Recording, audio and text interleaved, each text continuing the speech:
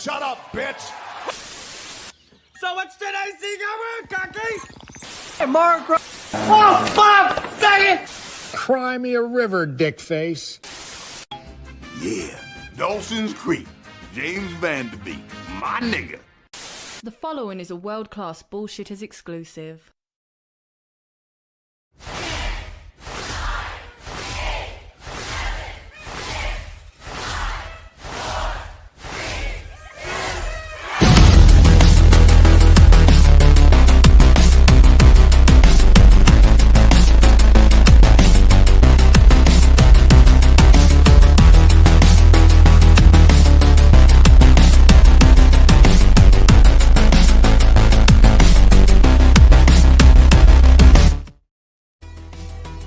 Welcome to World Class Bullshitters Tuesday edition here on, well, WCBS. I'm your host, Jeff Dix, and I'm excited to be here tonight because I got some wonderful co-hosts. First up from the Great White North, say hello to the one, the only, the Script Doctor. Hey, happy to be here this evening. How's it going, everybody? Happy to have you, buddy. Another man joining us all the way from the Riververse, say hello to now published writer, Andy Andrew. What's going on, Jeff? What is going on, chat? What is going on, gents? And Aaron. Hey. Hey. Aaron slid in here like right at the bell. That's amazing. I thought I wrote the speedster. But yeah, guys, thanks for being here with us. It's been quite the week already, quite the weekend this past weekend. SDCC, a lot of things happening in the video game world, the comic book world, the movie world, the toy world. You guys should check out Jeff's recent toy video. Oh, yes, destined for Ollie's. But speaking of SDCC, the man who was there himself, say hello to Mr. Aaron Sparrow. Hello, everyone. Welcome to the Tuesday night tantrum. What are we bitching about tonight, boys? Everything. No, folks. What happened at Hall H? Come on. Dude, what did happen at Hall H? That's the part of Comic-Con I don't pay attention to. Aaron, you and I are big-time toy collectors, so all I do is go to Toy Arc and refresh the page and look at the new galleries, and that's the stuff I'm interested in. And yeah, I run around, I grab the exclusives I want, I go to the big displays, I drool over the dioramas and all the stuff that they've got out, and all the money I know I'm going to spend, all the toys I know I'm going to buy. I could not give a shit less about standing in the hot sun for hours on end to try to go into Hall H so I can say that I saw Robert Downey Jr. from 7,000 feet away. Yeah, I think I won't lose sleep over not seeing RDJ across the football field. It's just, not my life goal. But I did have fun checking out the galleries. I did have fun checking out all the stuff that's coming out. And folks, we have a fun show planned for you tonight. Now, I know you saw the description. We're not going to spend the whole time talking about Spider-Man because, well, we don't want to spoil the movie for you or ourselves. However, I want to use this quick window to give you an update. I told you I was going to go see an early screening of Spider-Man tomorrow, but that is no longer the case. I had a family obligation pop up, but it's a fun family obligation, and I think you'll all enjoy it. I got invited to go to Cedar Point last minute, so I'm going to go. I've never been, and it'll be with Dion and the family, so expect some content from up there, but I will be back with videos throughout the rest of the week, and I'll be back to it next Tuesday, so join us here for another show. We'll have a Spider-Man review before then, but yeah, we're all going to miss that window of time, so that's it. Join me Thursday for a new video, which is already made. So, Aaron, I'll just start with you, man. Mm-hmm. What was the thing that you saw at Comic-Con that you just had to buy? Where you went, yep, I don't care what this costs, I will have it. The Marvel vs. Capcom Sentinel was it's been on my list forever. I wanted it forever, and when they revealed that, I was like, I don't care how much it is, I'm buying it. And it went up for sale, and I bought it. Woohoo! Is this a Hasbro figure? Because I completely missed it.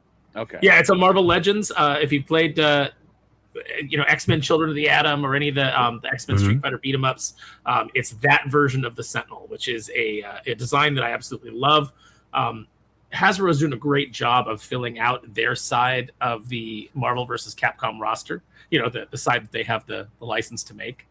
All right. But what made me excited is that other companies are stepping up that have some of the other Capcom licenses and are putting out figures that are compatible. So, with Jada Toys and with Storm Collectibles and their Storm Arena line, you have like the Street Fighter characters. And then Jada also announced they Any have of the Darkstalkers characters? Yes, Storm Arena's doing Darkstalkers characters. They've I think only Lilith is up for pre-order right now, which is I need Morgan. Lilith's a weird one to start with, right? Yeah, Like, why not do Morgan first? Morgan or Dimitri, even, like one of your heavy hitters. But they started with Lilith. But the big excitement from Jada's end is that they're doing Strider Hiryu. So that's one more MVC character off the list. Oh, that's rad. That's dangerous because I love Marvel vs. Capcom, and every couple of days I get an email from Amazon. Hey, that Spider-Man figure that you looked at once is still on sale. Do you want it? And it's hard to say no. I want the Japanese one, the Figure Arts one that looks like the actual model of the game that can do that weird pose. I bought that So one. I know it's great. Yeah, I think I'm going to get it because I know what's going to happen is I'm going to buy that and I'm going to go, I'll get one more figure. I'll get one more figure. Let's get the whole cast. Fuck. So Shuba Gorath is on sale. Why not? I've been good. Yeah. Treat yourself. I may or may not have pirated the game. No, I haven't legally. No, but I play it on an emulator. I play that game every week or so. It's a great game. I bought it for the Xbox 360, and then they took it out of my library. So that and X-Men, the arcade game, I paid money for, but I can't play them anymore. Oh, that's such bullshit. Same thing with my Teenage Mutant Ninja Turtles set that I got for the Xbox 360 years ago. It's no longer on the accessible. Pain in the ass. Yeah. Aren't you guys excited for the all digital future? Oh, I was about to say, the pain in the ass. The Xbox went down yesterday. Did you guys see that? It did. It went down because I booted up my Xbox One X to update it for the first time in a year and a half. And I couldn't update it initially. And I was like, oh, well, ain't that a bitch? Yeah, so Xbox has a big sale going on. And I'm a sucker for the $2 video game. I don't really care. If it seems mildly interesting, I'll spend $2 on it. So I bought like Duke Nukem Forever and a couple other ones. But they also had this game I love called Just Cause 3. It was a whopping $5. Oh, yeah, Just Cause. Yeah, those games are great. And so I was like, $5. I may have bought this on PlayStation, but I don't play that anymore. So I rebought it, and I've been playing it. And I went to play it, and it's like, you cannot play this game. You are not connected to the internet and all this stuff. And I'm like, what's going on? And then I looked into the outage. And it's frustrating because this is going to happen in the future. This happened to PlayStation. It's happened to Xbox. I mean, back to back. PlayStation was down just the day before. You got to wonder if these are angry people that are trying to prove a point. Like, hey, right? Maybe. Yeah. Maybe. Allegedly. I've got a funny relationship with Just Cause. As somebody who used to run GameStops across a few different states, all the hoodlums in the area would always pronounce it just cause. And Rico's not your cousin, buddy. Yeah, depending on how much caffeine I had in me at the time, I would either just play along or I would be like, what game? Right? Like, come on, man. Y'all got Just Cause? Y'all got that Just Cause? Or that GTA V? Guys. Guys. It's like I know they don't teach Roman numerals in schools anymore. Ilhan Omar coming out and talking World War 11 off of the teleprompter. Oh, no! Wait, I missed the last 9 of those? Yeah. You gotta get caught up. Well, that's amazing. No, I'm with you, Andrew, about this quote unquote all digital future that looks so promising. I mean, it doesn't work now. It's not going to work better in 2028. And most of America has pretty crappy internet. So yeah, they love to use this data that, American gamers, buy all this stuff digital. You don't really think of what they call the flyover states, or you don't even think about other parts of the world. There was a point where they were going to put like Sony PlayStation stores in either Africa or some part of the world over there because you couldn't have reliable downloads. So I think this greed is going to go the way of the WWE, where they're courting an audience who will spend more money, and then the people leave quickly, and so nobody's really interested. And I don't think PlayStation will win. I don't think anybody's going to win, not the gamers. I mean, if Nintendo is smart and they just are like, hey, we'll keep physical, maybe it'll work, but they got to get their heads out of their asses too. Shrebbles, we didn't notify you were on. I'm sorry, man. But Andrew, while I put out a tweet. What more do you want? More than me.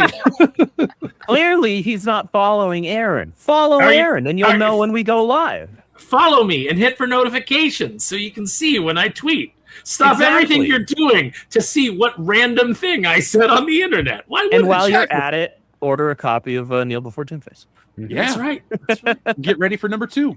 Yeah, like an insult against Gavin Newsom, and then buy a copy of Kneel Before Doomface. That's right. That is my Twitter feed has got to be. I wonder what the different people who've come to me for different things, on and who followed me for different things, think. Where it's like, I like what this guy has to say about Gavin Newsom. He sure gave it to him, and then the next 3 tweets are about toys. They're like, what is going on? You're screwing up the algorithm there, Aaron. It's a 2-for-1 sale, pal. That's right. Just when you thought I was gonna zig, I zag. Boom. What were you asking me, Jeff? Oh, real quick, shout out to the Iron Enforcer for sharing this over on Reddit, or not Reddit, Rumble. Thank you very much. I appreciate that. No, I was gonna say, since we're talking about gaming briefly, new Halo. You said you're liking it? Yeah, I am so far. I'm not super far. A few nights ago, I streamed the 3-part new prelude chapter that they did, and that was cool to play some new material. It wasn't mind blowing, but it was like, oh, this is fun. This is good. And then last night I played through the first 3 levels of the main game. And I'm having a great time with it. I was laughing more than I have while gaming in a very long time, because it, for the most part, just felt like I was playing a mechanically updated Halo Combat Evolved, which is effectively what it is. Yeah. I only played the Pillar of Autumn. The thing crashed. I'm on the part after you get the Warthog and you're going to the 3 bases to fight off the Covenant. My only thing is, and I like it. It's fun. I think the background characters are really annoying. Like the people on the ship and the your other Marines. I don't want to save them. Like I want them to all die, and then I want to go fight the Covenant myself, and I want to be the hero of the day. So I think it's Master Chief and his jabronis, or what I would call the new Halo. But that's always what it really was. And, well, technically, it works very well. I can't complain about it. I've seen a lot of the criticisms online. I find those characters annoying too, but I'll play through it, and I'll probably play through it with all the guys because it's cross-platform, and you and I can play it too, Andrew. Yes, we can. Yes, we can. Now, I'm looking forward to Aaron, I saw something online, and I didn't know that you moonlit as a model, a sunglass model. Oh, no.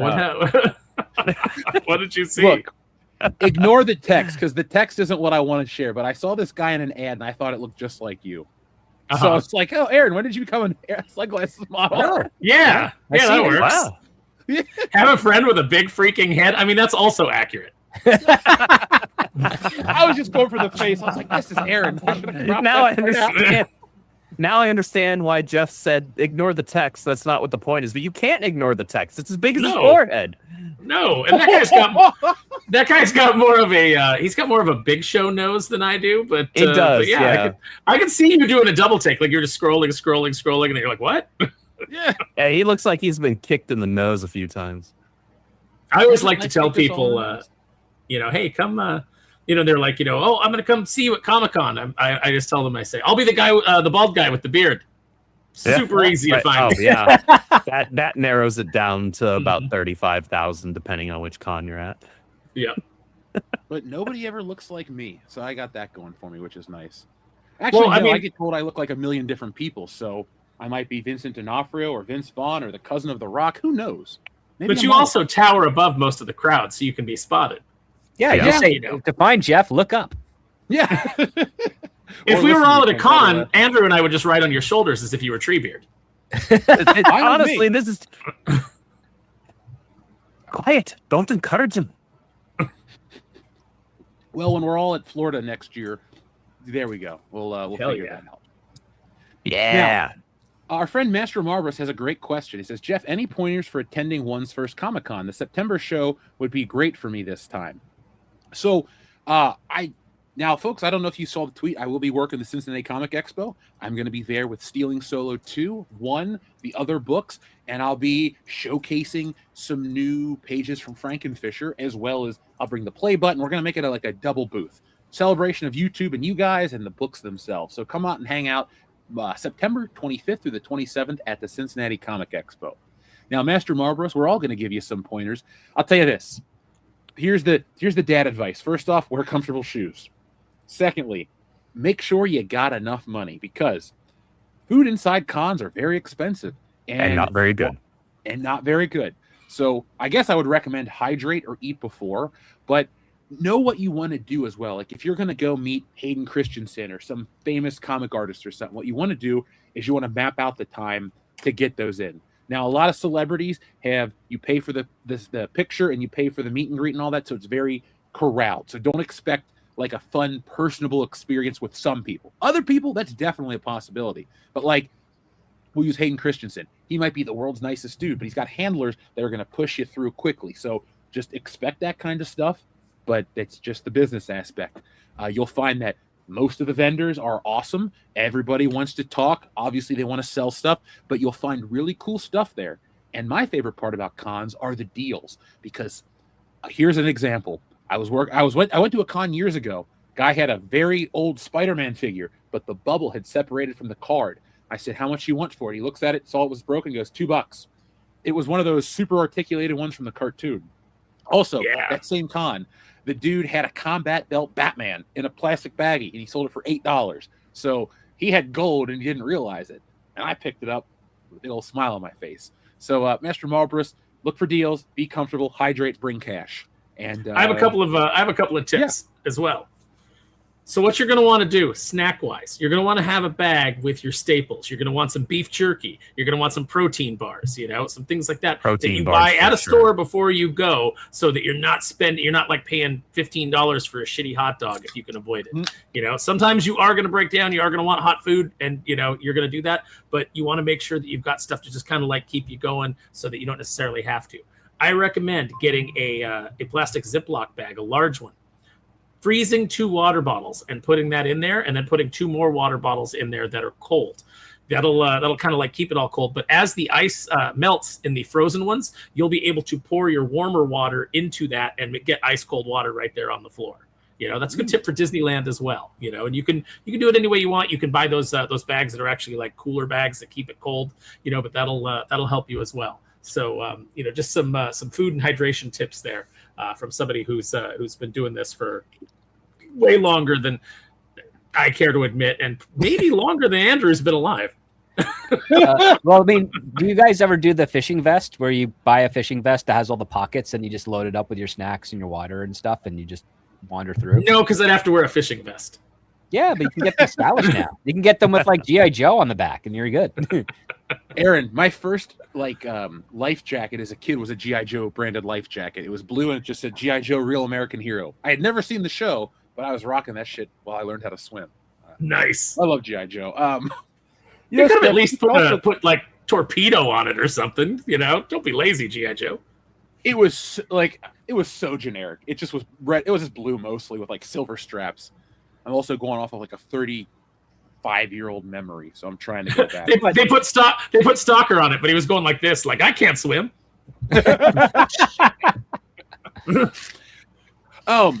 Script, you could dress up as Red Green because he has a fishing vest, I think. So yeah, he does. He has a great fishing vest, some flannel, and some cargo pants, and a nice little fishing cap. And I can have 2 hot burritos in tinfoil in the pockets, and along with a couple of beers, and I'll be good for the day.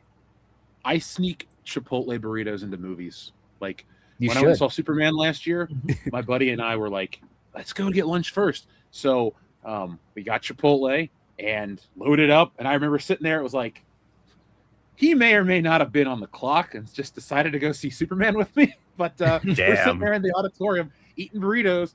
He even stole the bottle of hot sauce and we're sharing it back and forth.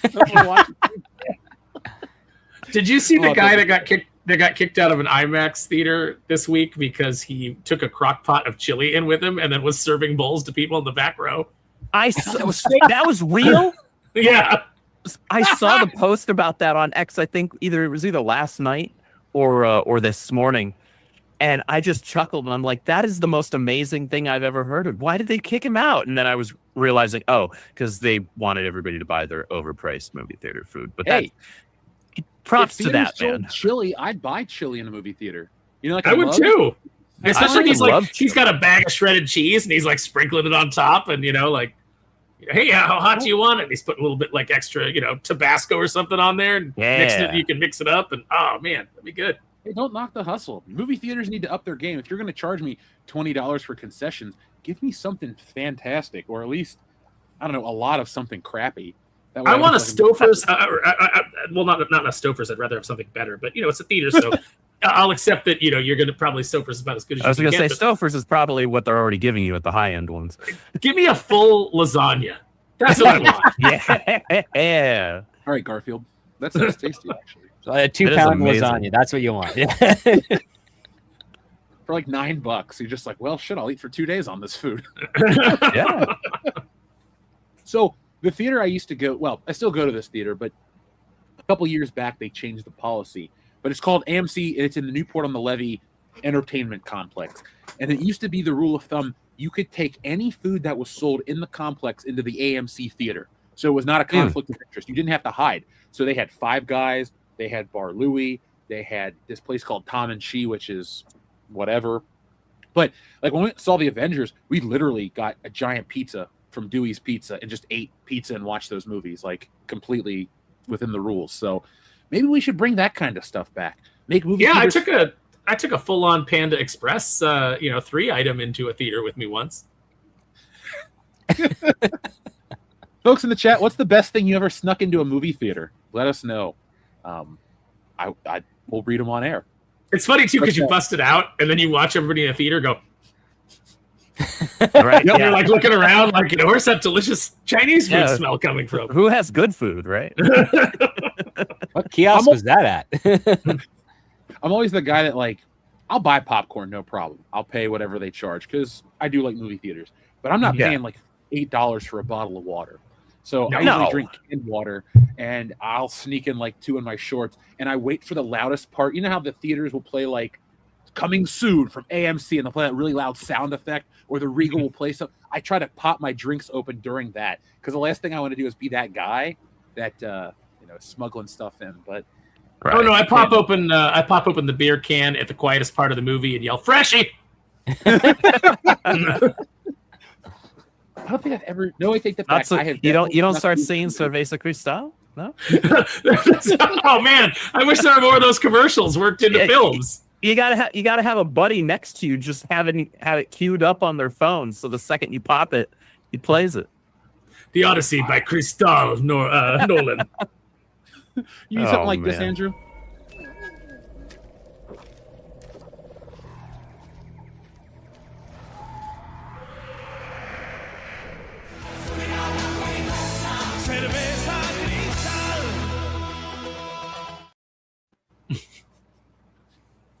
If only. Oh, man. Now I want a Cervezas Cristal as I watch The Empire Strikes Back. Well, on Dagobah, the Cerveza Cristals grow on the trees. Mm-hmm. Is that why Luke crashed on the planet? Not even. That's what he crashed into. In the tree. Was just a bunch of a lake of Cerveza Cristal that's it's still being prepared. But it being such a warm inside, you'll never fall to the dark side. Yeah, and then the cans grow on the trees, and as they get heavier, they droop down into the lake water, and then pull back up, filled and seal themselves, and that's how Cerveza Cristal is born. That's why Yoda lives there, and it takes 19 years to go beat Darth Vader because he's just a lush on Dagobah. Jedis can't have wives or bangs, so why not get wasted on a planet that refills its beer for you? I kind of get it now. Mm-hmm. Master Malrubius, thank you very much. If the con you're talking about is the one I'll be attending, can't wait to see it. And for anybody else that is going to head out to the Cincinnati Comic Expo, that is September 25th through the 29th. But I'll be at Dragon Con the 3rd through the whatever, 6th. And then I'll be in New York later on in the year. So you have a lot of opportunities to come hang out, and I'll be making promos and video packages for these appearances as well. But there's a good chance I'll be at there's an above average chance I'll be at New York, Jeff, so we can hang out. Oh, cool. Yeah. Shrubbles08, thank you very much for your generous super chat. And the word of the day. The word of the day is Danes. Danes Odyssey. Danes Horizon. My new favorite one, Soylent Danes. My Black Ass presents Dion Green and White Women Danes. Yeah, they don't have to be Danes. Dion will take them. Back to the Danes for a few Danes more. Star Danes, Big Wang, and Little Danes. Hey, that's a twofer. I'm gonna go with Dirty Dancing. Ooh, Dirty Dancing. That's a good one. That's good. That's good. I like that. Village of the Danes. Ooh, Village of the Danes. That's a good one. John Carpenter. Dances with Danes. Train to Danes. How about trains, Danes, and automobiles? Oh, Hey, there you go. There you go. All right. Lord of the Danes. Yeah. Look, I can hide behind the super chat. Not all of you. So Tommy my Wiseau's the gigantic Danes. head. I got some of those sunglasses coming for you, man. Don't worry. Oh, yeah. I'll take them on my taxes. It was a write-off. Please send it along with some cerveza cristal. Yeah, I'm gonna buy some of that this weekend with Dion, folks. If we actually do get Cervezas Crystal, I'll make you guys a little review of it. I can't promise it'll be in the middle of a movie, but we'll review it nonetheless. What you actually have to do, Jeff, is that you guys have to record a clip that you can turn into a button with that song. Sure, I like that idea. Of course you do. It's world class.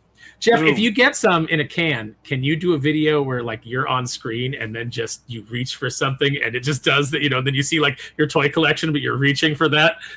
But then when it cuts back, you don't have it. Folks, I got some cool stuff from the collection coming in a way that'll never end because I have so much stuff. Beyond this shelf is just like 15% of what I own. I know that's it seems like a lot, and it is. Aaron, you know what's up. But folks, I have a way to bring you some new stuff every week for the end of time, till the end of time. So be on the lookout for what I'm talking about. Also, too, I'm going to give a very special shout out to our friend Rod Thunderheart for becoming a $25 patron. Rod, you're a good friend, a great Canadian. We appreciate you here on the channel, man. I just answered Rod Thunderheart's message on X from like 11 weeks ago or something, because I just finally discovered that there's a request tab. Like while I was looking for where has this thing been? and you don't get notifications for it. And so if you're not just actively checking, because you should just assume that people are constantly trying to DM you, you never know, right? It's annoying. X is it's garbage now. Yeah, have you guys noticed that all the good gifts are gone too? Yes. Well, that's not just an X problem. I've been noticing that everywhere. It's that way on X. It's that way in Discord. It's that way on just like on my phone's Messenger app. I don't know what's going on, but like all of the gifts that I used to love defaulting to for things are just, they're no longer there unless I go into my folder because I downloaded all my favorite ones and I have them still. But like, dude, they're just not quickly accessible via the normal means. It's really annoying. And I know first world problems and all that, but like, well, what the hell is this even here for if you're going to get rid of all the good gifts? Yeah. Like, what am I doing here? Why am I on this thing? Yeah. So they looked a gift horse in the mouth. Boo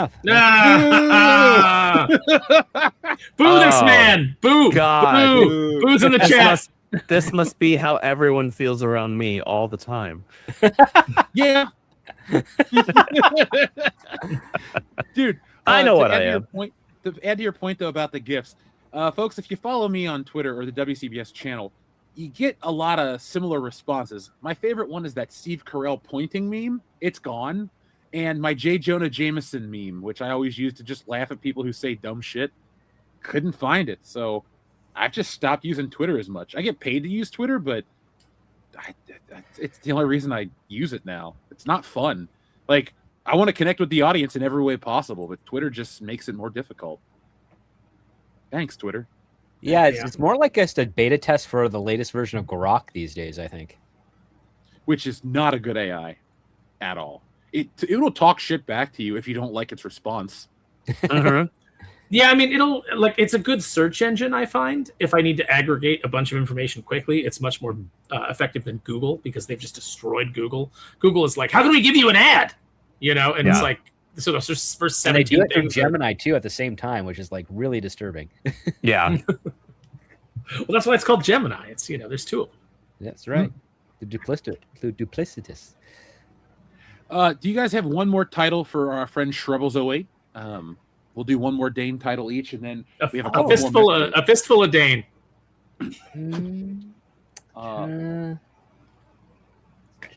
I mean, I could cheat and say the Danish girl, but that's already got it in the I mean, I'll accept it. I can go a little obscure. Cannibal women in the avocado jungle of Dane. Holiday Hoobie Whatty? It's cannibal women in the avocado jungle of Dane. You say that like it's something I should know. It's an 89 Andrew? classic. Yeah, I've heard of that movie 12 times over. Andrew, I don't know how you don't know enough, man. Look, while I'm gone this week, Crash Course. That's a kind of a harsh way to say it, Jeff. I don't know what movie this is.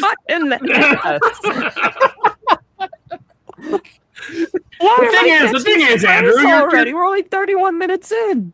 The thing is, Andrew, you're dumb. You're just too dumb. Yeah, sorry. Too many questions. I have one person at minimum telling me that every single day already, and you're looking at him right now. But like, I don't need your help. I love when people say mean things to me on the internet, and I'm like, you can't hurt my feelings. You cannot come up with anything harsher than what I've said to myself at 2 a.m, staring into the mirror. An inch away. You're awake at 2 a.m? I'm awake all the time. Yeah. I had like 3 days of insomnia, then I got my shit together, and I've been back to sleep, and it's been great. No, I'm still. I was doing the con recovery, so it's like I've been sleeping in weird sporadic bursts, and I finally the pain has finally started to leave my body, and I finally feel awake. Has the disappointment left your body though? Actually, I had a really good con this year. I mean, I'm always disappointed in the show itself, just because nothing ever really changes, and the board is a bunch of Immortan Joes, and they don't, they're just sitting up there going, let's let the show be mediocre. They don't bring in any good new programming. Mark Avanier is there every year as a featured guest. Why? He knows one thing to talk about, Jack Kirby, and he's told every story. Yeah. It's ridiculous. It's like, there's so many people. When I was on the committee, I was always trying to get new and interesting guests that would, put butts in panel seats. And I was always getting shot down. And it was like, I remember the year that I was frustrated. It was the 25th anniversary year of the Disney Afternoon, Darkwing Duck. And I was trying to get them to bring Jim Cummings out. And I was told at the time, we don't really feature voice actors. And then the very next thing was some lady standing up and saying, I want to nominate Mimi Ledger. She worked on the first season of The Simpsons. And and then they voted that. They voted her in. Nothing against Mimi Ledger. That is a neat thing. You worked on the first season of The Simpsons. Cool. How many asses is that going to put in seats at a panel? Well, if the asses belong to some of these people, they're probably quite large, so you need to keep that in mind. So they don't want many people in there, so everyone has enough space. Safe spaces, so they can sit 6 feet apart. I will say the Venn diagram this year of jorts and diabetes socks was very high, almost a perfect circle. Wow! It was pretty rough. Also, someone slammed into my ankle with their stroller, which I don't think should be allowed on the floor. It's one thing to have like the disabled carts, the scooters.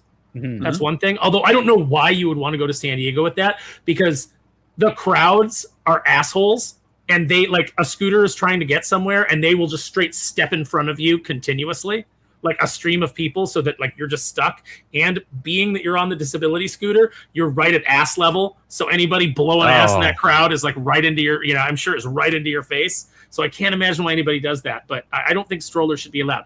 If you can't wear your, have your kids on a backpack like Yoda and do the show that way, leave them at home. Leave them with grandma. Well said. Agreed. That was Aaron's angry rant for this show. I'm sure they'll be. No, I think you need more. Here's the thing, though. I had always wanted to go to Comic-Con, but that desire had fallen off a long time ago. Really, it kind of died off when all new, all different Marvel started popping up, and my life dream of drawing Spider-Man changed instantly. I went, why would I want to work in a field where I dislike the people that are there? And so I got a sense of that before any kind of online comics movement, before any of this stuff. I could smell bullshit a mile away, and I was like, this isn't going to change. And now it kind of collapsing on themselves. And I've seen so many articles where people are talking about, oh, Comic-Con ignored the comics. It's like, well, duh, ever since Twilight showed up, it hasn't been about comic books. It's been about celebrities and, they're doing rookie panels. Like, why? How many people go to Comic-Con that watch the Rookie? So don't forget the 87 different LGBT panels that we need at every con now. Like, Aaron, it used to just be, alphabet. Did they reduce the number? yeah, it used to just be like you had a gays and comics panel that was fairly well attended because it was, that was the panel. And if you were interested in that, you would go, and it had a decent sized room, and people would show up. Now there's so many of them that like there's one, they're taking up whole rooms, and it's like there's 3 people in the audience. It's like, but they have to do it. They have to devote all this time to it. Meanwhile, you should see the panels that they turn away. I've seen so many good proposed panels that got kicked out because, we have to have this many checkbox panels. I mean, that's what sells comic books and puts butts in seats in movie theaters and sells action figures. Really, it's the heartbeat of the industry, Aaron. I think we should just all buck up and realize that we're old and we don't matter to these people. Our money doesn't spend the same way. Well, I hope those 3 people are spending tens of millions of dollars because they're going to need it. That audience. They retweeted something one time, and that's enough for these people. Small but mighty. The retweet economy. Woo! Yeah, that $700 million Avengers budget. You can retweet all you want. That ain't going to buy movie tickets, Disney. That's going to work out as well as Mamdani's grocery stores. Oh, God. I just saw that today and went, oh, okay. I'm not going to New York for a while. Actually, I wasn't going to New York for personal reasons ever. Not ever again. Last time I was there, it was just fine. I've been there a couple times. It's just big and cumbersome, and I don't know. That's all I got to say about it. There is an energy to the city that I enjoy. I would never want to live there, but like I have enjoyed visiting it. I feel like this is the last year I'm going to be able to squeeze any enjoyment of it because this is, he hasn't had quite enough time for all of the terrible ideas and policies that have been tried a million times before and failed. He hasn't had time to implement them and really, really see them to fruition. I feel like next year will be the decline, and then 2 more years after that it'll get really bad. Yeah, I don't want to see that happen, man. New York used to be cool, but well. I mean, New York's always going to have something cool about it. It's just right now, I don't know what's going on. It's still cool. I used to live in Manhattan for 3 months when I was working over at Rockefeller, 30 Rock, and man, it was a great time. Lots of stand-up comedy, sketch comedy, Broadway shows, off-Broadway shows, street performers, like really creative, fun venture to be in. And now it's going to turn into the world's largest food bank. You guys may not know this, but Script for 3 months was working on TGS with Tracy Jordan.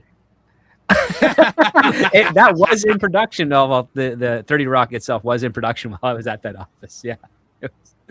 That is a show that I love because it's one of those ones like The Office where the characters start out and they're mostly fairly normal. They've got some quirks, and by the end of the show, those quirks have completely taken over, and everyone is insane. Yep. Yeah. I mean, Tracy was always insane. That was the point of his character, but even he's more insane by the end. Yeah. Jenna was great. It was great. Yeah. Oh, Jenna was great, and that's when I realized that I should not be allowed to choose my own women because the crazier Jenna got, I was like, is Jenna hot? Yeah. Is she super hot? What is wrong with me? Which one was Jenna again? The blonde one that was trying to fight her own age. Oh, okay. Mm-hmm. like when she's trying to lose weight, and Dr. Spitchemin has the pamphlet about meth, How important is tooth retention to you? And she's like, I'd say it's moderately important. Aaron, We'll can I save correct that you one. with Dr. Spaceman? That's right, Dr. Spaceman. Oh, yeah, I gotta go back and finish that. I never watched the last season. Katie Cook, who's a talented artist, I don't think I've seen her in a couple of years in a show, but she's a very talented artist, and she named her cat Dr. Spaceman, and he had a little tag that said, "Hello, my name is Dr. Spaceman." If I get more pets, they're definitely going to be named after pop culture stuff. I might name a dog Axel Foley. Who knows? Oh man, that'd be cool. He's got to be a cool dog to match that name because You got to get him the jacket. He's got to wear the jacket. I got one, so we'll have matching. We'll go out on Halloween. Me and my Axel Foley dog. And then when I meet him, I'll be like, "What's your dog's name?" And you'll be like, "Axel," and they'll be like, "Aquel, Akmel, Aquel." Foley is here to see you. That's all I'll say and walk away. Right. Done that? Oh, don't. No, I make it in the back with a little lemon twist. It's good. You should try it. Yeah. Sure. No trouble. Dude, I was going through my old con folder today after I got accepted into this new one, and I found I used to have a sign on my table that was a picture of Serge and Axel Foley that says, "Do you want a commission?" And then it says, "Sure, if it's no problem." And it just says, "No, don't be stupid." I'll post that, folks. You can see it. It's old, but it was a lot of fun. That's awesome. Strubble's awake. Thank you again. He says, TTS and Jeff, did you guys see that the Viking longboat they used in the Odyssey had $6,000 of damage by the film crew? I did read I about did see that. Mm-hmm. So what's the situation? I know they like messed up an IMAX camera or something and people were upset, but Nolan's notorious for not having the best of safety when it comes to props people and rentals. The problem is they're going to have to pay that $6,000 back, which means that they have to make $15,000 to break even. That's right. I just can't believe like how much some of this shit costs, and I don't feel like it's as good as stuff that used to be cheaper. And yes, I'm taking inflation into account. But well, think of it this way: you have Christopher Nolan who advertises about the reality and authenticity of something. Then he decides, I'm going to take a Viking ship and use that as a Greek ship from 3,000 years ago, and I'm also not going to treat it very well. So I'm going to incur at least $6,000 worth of damage and screw the guy who originally owned it and lent it to us for a cost. Well, look, this movie is authentic in the sense that it is a DEI Trojan horse. Yeah. It's like you just sprinkle in enough to get everybody raging against it, and then it's barely in the film, but then the film makes a bunch of money because it's a Christopher Nolan movie. So then that gives them finally the ability to see audiences want this stuff. Our audiences are just obsessed with Christopher Nolan movies for whatever reason. Like he's one, like it or not, he's one of those directors that like his name is a draw, and he's the last director maybe. Yeah, I mean, again, and there's not many out there that compete against him. That's the problem. A lot of the times it shouldn't be the case, too. Tarantino has more of a niche market compared to Nolan. Nolan is definitely more broad spectacle. Oh, of course. I mean, heck, I'd argue that Matthew Vaughn is a more competent director than Nolan, but Matthew Vaughn does different types of films that are more fun and whimsical, but don't always hit as hard as you'd expect them to. Like you did had Matthew said Vaughn earlier. direct that Argyle movie? Yeah, he did. He directed Argyle. That was his Tenet. That was his Tenet, essentially. Yeah, because he did like the Kingsman. He did the better X-Men First Class. Mm-hmm. He's got a few others under his belt that are Layer really Cake. Good. Layer Cake. Yep. Like him and his Marv Productions are like, I mean, they have a pretty good batting average, I would say, overall. But the one thing that's fascinating about Christopher Nolan is that Nolan himself outlives his own films.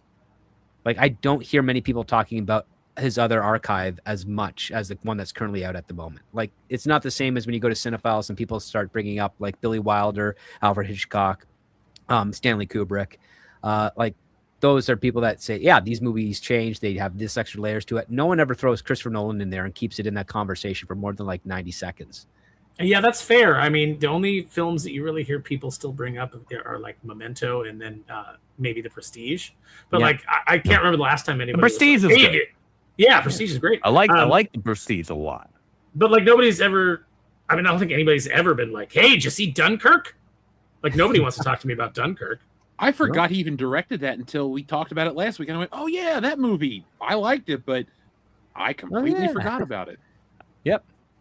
Is that a He's bad like thing? Chinese food for film. It's just you know about it, you get it at the time, but then you just did I see something? I mean, the Odyssey's going to be like Avatar. It'll make a bunch of money. People will talk about it for a couple weeks, and then we'll all forget it exists. Yeah, I don't know how Avatar was the third one a hit. It made money, but it's starting to wane. Because it's got to be a global thing. Because I don't know anybody that likes Avatar, and I don't know anybody that saw the third one. Hell, I only saw the second one because it was free, and my buddy showed me the first one on almost said on tape, on Blu-ray. Excuse me. On tape. Yeah. There's your age. a spectacle. Welcome to my world. Gosh, you're like my mother. Like if we're all watching a movie as a family and we're popping the DVD or whatever, the Blu-ray, and my mom says, "Okay, roll tape." When she's ready, it's like, "Mom, it's okay." Hasn't been. Okay, I can do you one better. I can do you one better. I don't know if you remember from when you were kids, but I think it was the Shrek 2 DVD. You would put it in, and occasionally the little pigs would say, "Yeah, play the movie, yeah." I have a friend who is married to a man who says that every single time they're going to watch a movie, and he'll do that. And I asked her, I said, "How have you not put a screwdriver in his ear while he sleeps?" Like how I would just be like, Guess it's a kink of hers. Yeah. No, she doesn't like it. Well, I guess that's the secret of a good marriage. You just stop paying attention. Find one thing that's super annoying, so all the other things don't feel as annoying, and then you'll be in love forever. The problem is he's got a million of those. Like he always says ice cold water. He can't just say I'm going to get a water. It's I'm going to get an ice cold water. Then he says I just want to wet my whistle. And then after he takes the drink, he always goes. Every is this person real? Single time. This is a real person. These people exist, Jeff. So sounds like somebody. Does Larry David know within, this like, guy the and used Sunday him in Funnies? Curb Your Enthusiasm or something? Oh, I mean, he has to. Like, it's we were talking about there's a guy who longtime Marvel Comics guy. If you guys have ever met Jim Salicrup, no matter how many times you meet Jim Salicrup assumes that you don't know who he is, and so he comes up and he goes, "Hey, it's me, Jim Salicrup." And I was talking about the term, like, does he do? We were like, does he do that to you? And it's like, yeah, he does that. And then we started doing the whole Seinfeld bit. He's a reintroducer, Jerry. No, he's freaking Dolph Ziggler from like the early 2010s is what he is. Or every single time he comes out, nobody had ever seen him before in his life. And so he says, "Hi, I'm Dolph Ziggler." I loved that bit, to be honest. Yeah, even though he was kind of knockoff Mr. Perfect, but whatever. He was still fun. I went to a tournament of nerds in LA, where he was the judge one night, and afterwards he was just hanging out front, like talking to people, and he was like, he's a super cool dude. He was wearing a shirt. It was when Twinkies had gone away, and he was wearing a shirt that said "Save the Twinkies." And I was like, this man has never had a Twinkie. Look at him. That's funny. I was there when he won the world title, dude. I popped way too hard. Oh, were you there? Oh, that was so good. Yeah. Well, it had to be because the night before at WrestleMania was garbage. 29 was a horrible WrestleMania. I feel like I'd pop like that if like they did anything with LA Knight. They gave LA Knight anything. Look, I know our audience isn't wrestling fans, but folks, last night's Raw had the worst segment in the history of professional wrestling, and only the second time ever where I was so embarrassed to be a fan that I covered my face. That Danhausen bit with Joe Hendry. Look up the clip and look up the reviews. Oh, it was so bad. And I just saw Danhausen at San Diego, and he was cool. Ice cream truck. No, I was like, he was just walking around because he's looking for toys, but he's in full makeup and everything, and he's walking around, and I was like, oh, it's House Dancing, and he looked up and he goes, hello, just all in character, just like totally rolling with it. He's a cool dude. I hope everything works out for him, but I think WWE is going to overexpose him, and by Halloween time, people are going to start booing his ass. Like, yeah, that's the problem. Is it's over. They're doing too much. I'll be right back, guys. Yeah. Real professional Our friend Terminus EST says, Jeff, you said you look like The Rock. Do people take you for granted then? Womp, womp, womp. Yeah, definitely. I got a heart of stone too. No, but I wear this shirt that has like a cartoon drawing of him, and people are like, is that you on your shirt? And I'm like, no, I don't think I look that much like The Rock, but I hear it a lot. So cool. I do like the wrestler, not the actor. Our friend Layden Swallow, thank you very much, who's been a member for 15 months, says, there's a plastic flask you strap around your hips and wear under your pants. It looks like you're peeing into a cup, but you're really pouring whiskey. I think I might need that for future conventions with the boys. Look, not this con, because I keep everything above board at this one, but the horror cons we work, when we bring in our Nobody keeps supplies, things above board at horror cons, probably. Oh, no. There is this guy who used to bring his wife around on a leash. She was dressed up as Princess Leia, and he was dressed up as Walter White. And, like, they were swingers, man. And you did not have to ask very hard to get invited to party with them. But, long story short, we would sneak in a cooler full of shit and just keep it under the table all weekend. And then after, like, day 2, they just don't care if you're drinking at the table. They just, they're like, well, we can't really, we're not going to do anything. You guys seem okay. So... yeah, Andrew, come to a horror con. I think I'm going to go down with Nick to see the Soska sisters at Scarefest in October. So I've met them once. They were cool. But I want to do more horror cons, but just for fun, not with the channel. Our friend Gunnar says, a publicly owned movie theater in my town is suing the union-owned property company because they let a grocery store rent space on the same block. I don't see a conflict of interest there. Yeah, are people going to the grocery store to watch movies?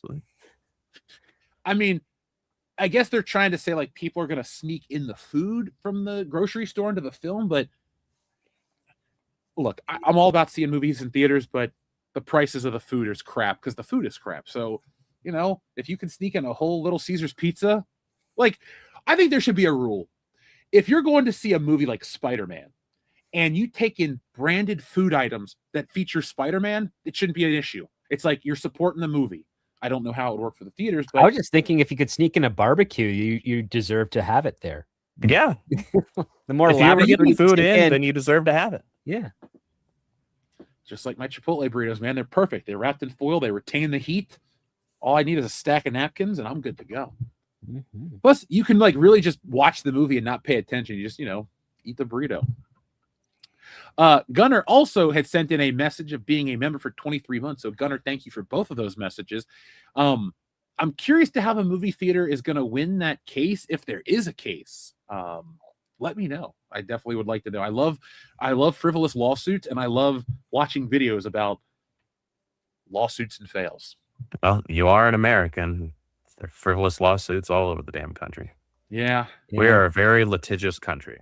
People will sue over anything, everything, and nothing.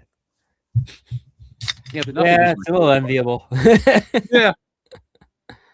You got cleaner. Well, no, you had that fire. I don't know how clean. Is the air clear again in Canada? In my neck of the woods, yeah, very clear. But So it's blowing a little bit more over to the west area. So I mean, it's hurting British Columbia and Washington State. So they could use the scrub. So, Enrique, what is up, man? He says, hello, guys. I recently got my kid Skeletor that was based on the original comic concept art. He loves it, but the head keeps falling off. Is there a way to fix it? Thanks. Detention button. As soon as Aaron comes back, Enrique, I will definitely reread that question so he can give you an update. And I'll tell you, what I've done in the past is I've either, with Indiana Jones, I took like a small piece of tissue and I kept adding to it to put it over the ball joint of the head and then kind of stuck the head on and it stayed. But you can use like sticky tack, a kneadable eraser. There's all kinds of stuff. But since it's for a kid, you might have to glue it down. Because, I mean, it's a kid. He's not going to just play with it or set it up on a shelf like we would. So that's my guess. But when Aaron gets back, I'll hook you up and have him give you the answer since he is the Masters of the Universe master. I am here. Oh, okay. Aaron, Enrique asked the question. He said, I got my kid a Skeletor that was based off the original comic concept art. He loves it, but the head keeps falling off. Is there a way to fix it? I'd have to know which one it is specifically. If it's based on the original concept art, it's probably an Origins figure. My recommendation would be it may not just be popping on right. So take the head, put it in a cup of water, and put it in the microwave for 2-3 minutes. That'll make it soft and pliable, and then you can push it down with like all force. It'll go on like as best as it's going to. And if it still falls off after that point, then you've probably got a faulty, like something went wrong. Now, when you put the head in the microwave in a thing of water, do you cover the lid with the water? Cover the lid of the thing, or is it open lid? No, you just let it steam. Okay. So I usually just take a coffee cup, and actually, you don't even have to put the head in there. You can just put the water in, heat it up for 2-3 minutes, and then throw the head in when you take take it out, and just let it sit in there for a minute, and it'll soften up and be more pliable. I tried that as a kid when I first got the internet. I was like, wait, you can boil and pop and take figure pieces off? So I tried to take a Luke Skywalker Dagobah and put that head on a Endor Luke where the helmet wouldn't come off because I wanted Luke with bendable knees, and I just lost 2 action figures. So Oh. don't worry, I figured it out with Indiana Jones. I could have done that surgery for you. That's how I started out customizing. Is my brother came to me one day, and this is when you could go to KB and like get the Marvel figures for like 3 for $10, right? And by the way, Icon Heroes this year at Comic-Con had a 3 for $10 price sticker pin, and I think they still have it on their website. But it's just a pin that's for 3 for $10 KB price tag, and so I had that on my badge the whole weekend. Were they the ones that had that old school booth that looked like a wood panel room and all that? They actually had the KB branding all over their booth, and then on the opposite side, on the opposite side they had the 4 Horsemen were there with like mythic legions. But you guys miss KB? I so miss KB. You could, I only but went anyway, there a few times. You'd go in for the 3 for $10, and so my brother came to me one day and he's like, "I've got Captain America, but they don't make Red Skull, and and I want a Red Skull." And I said, "Let's go. Okay, let's go to the paint store, or let's go to the hobby store and get some paint, and we're gonna go to KB and see what kind of like figures they have, because I know they have Ghost Rider, so we can at least get the skull." So I took a Nick Fury from the Spider-Man animated series, popped the head off of that, put the Ghost Rider head on it, shaved off all the flames, sanded it down, and then repainted the whole thing. So he was like in a gray and darker gray, like military uniform. And it came out really good. And that's when I was like, hey, maybe I can make a go of this customizing thing. Well, I follow your stuff. Pretty cool. You're damn good at it, man. You saw the Tinkerer, right? Yep. Oh, man. It made me go, and I thought to myself, wait, did Tinker debut in Spider-Man 2? I like to test myself. So I looked it up. I was like, yeah, I was right. Amazing Spider-Man number 2. I love that story. That's right. That's right. You commented that. You were absolutely right. Because my thing is, I love the old Ditko stuff, but I can't let myself read it too much because I find that I try to draw that way. Like, Stealing Solo 2 is clearly me in a Steve Ditko phase. Certain panel layouts, certain things, I'm like, oh, shit. So, like, I'm working on this third one, and I won't let myself read any classic stuff. But just the fact that Spider-Man goes to fight this dude and he just like takes off his face and is an alien at the end and whatever, you're like, oh, okay, that's kind of weird. But that's kind of bizarre. Yeah, right now I'm working on just a real basic one. I'm working on the Mad Thinker. Ooh, nice.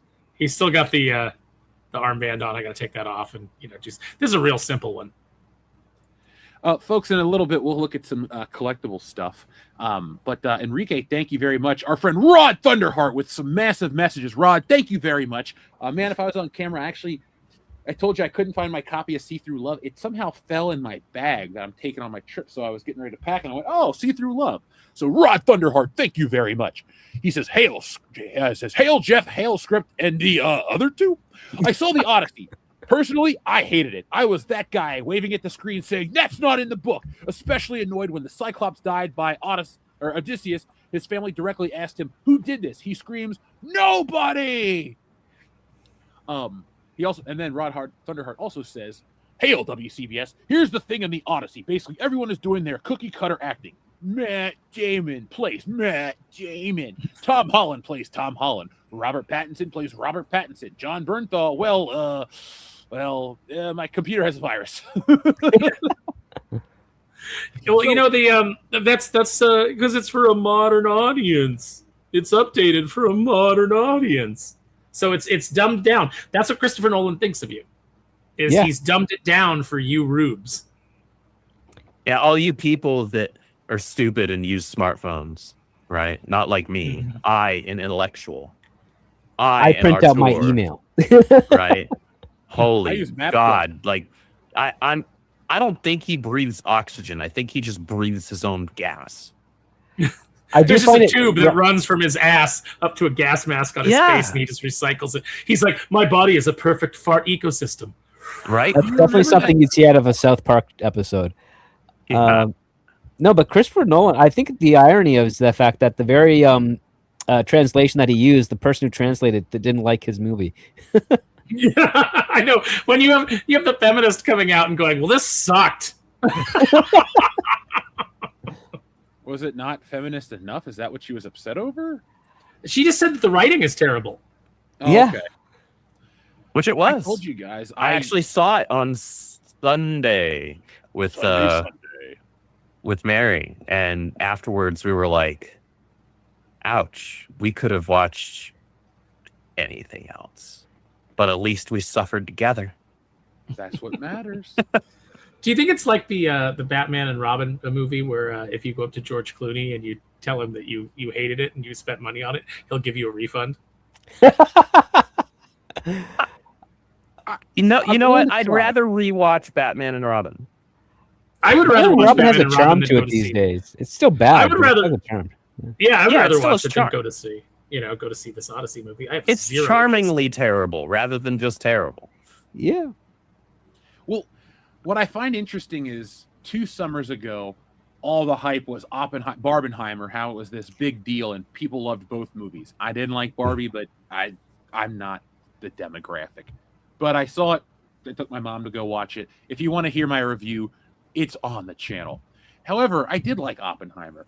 But when you jokingly said that Matthew Vaughn's whatever is his Tenet, ever since Tenet came out, Christopher Nolan's like facade is cracked for me, where I just don't think he's the biggest deal in Hollywood. I don't think any guy is worth, just like on a name alone, is worth going to see a movie. Because like I fell into the whole Disclosure Day trap with Steven Spielberg. Mm-hmm. That movie kind of sucked.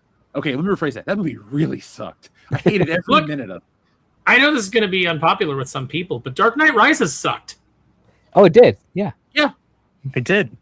They couldn't dig themselves out of a sewer, but they could shave and shower, for several months. Well, I don't know if you know this better, script, but the Gotham sewers are loaded with shaving kits. Oh yeah, totally. I'm sure. I'll even do you one better. The Dark Knight is a bad Batman movie. I don't like it. I like Begins. It's filled That's my with good favorite one. performances, but yes, you are right, Andrew. It's not a It's a good bad script. Batman movie. Oh, it's also got some horrible editing in it as well. Oh yeah. Yeah.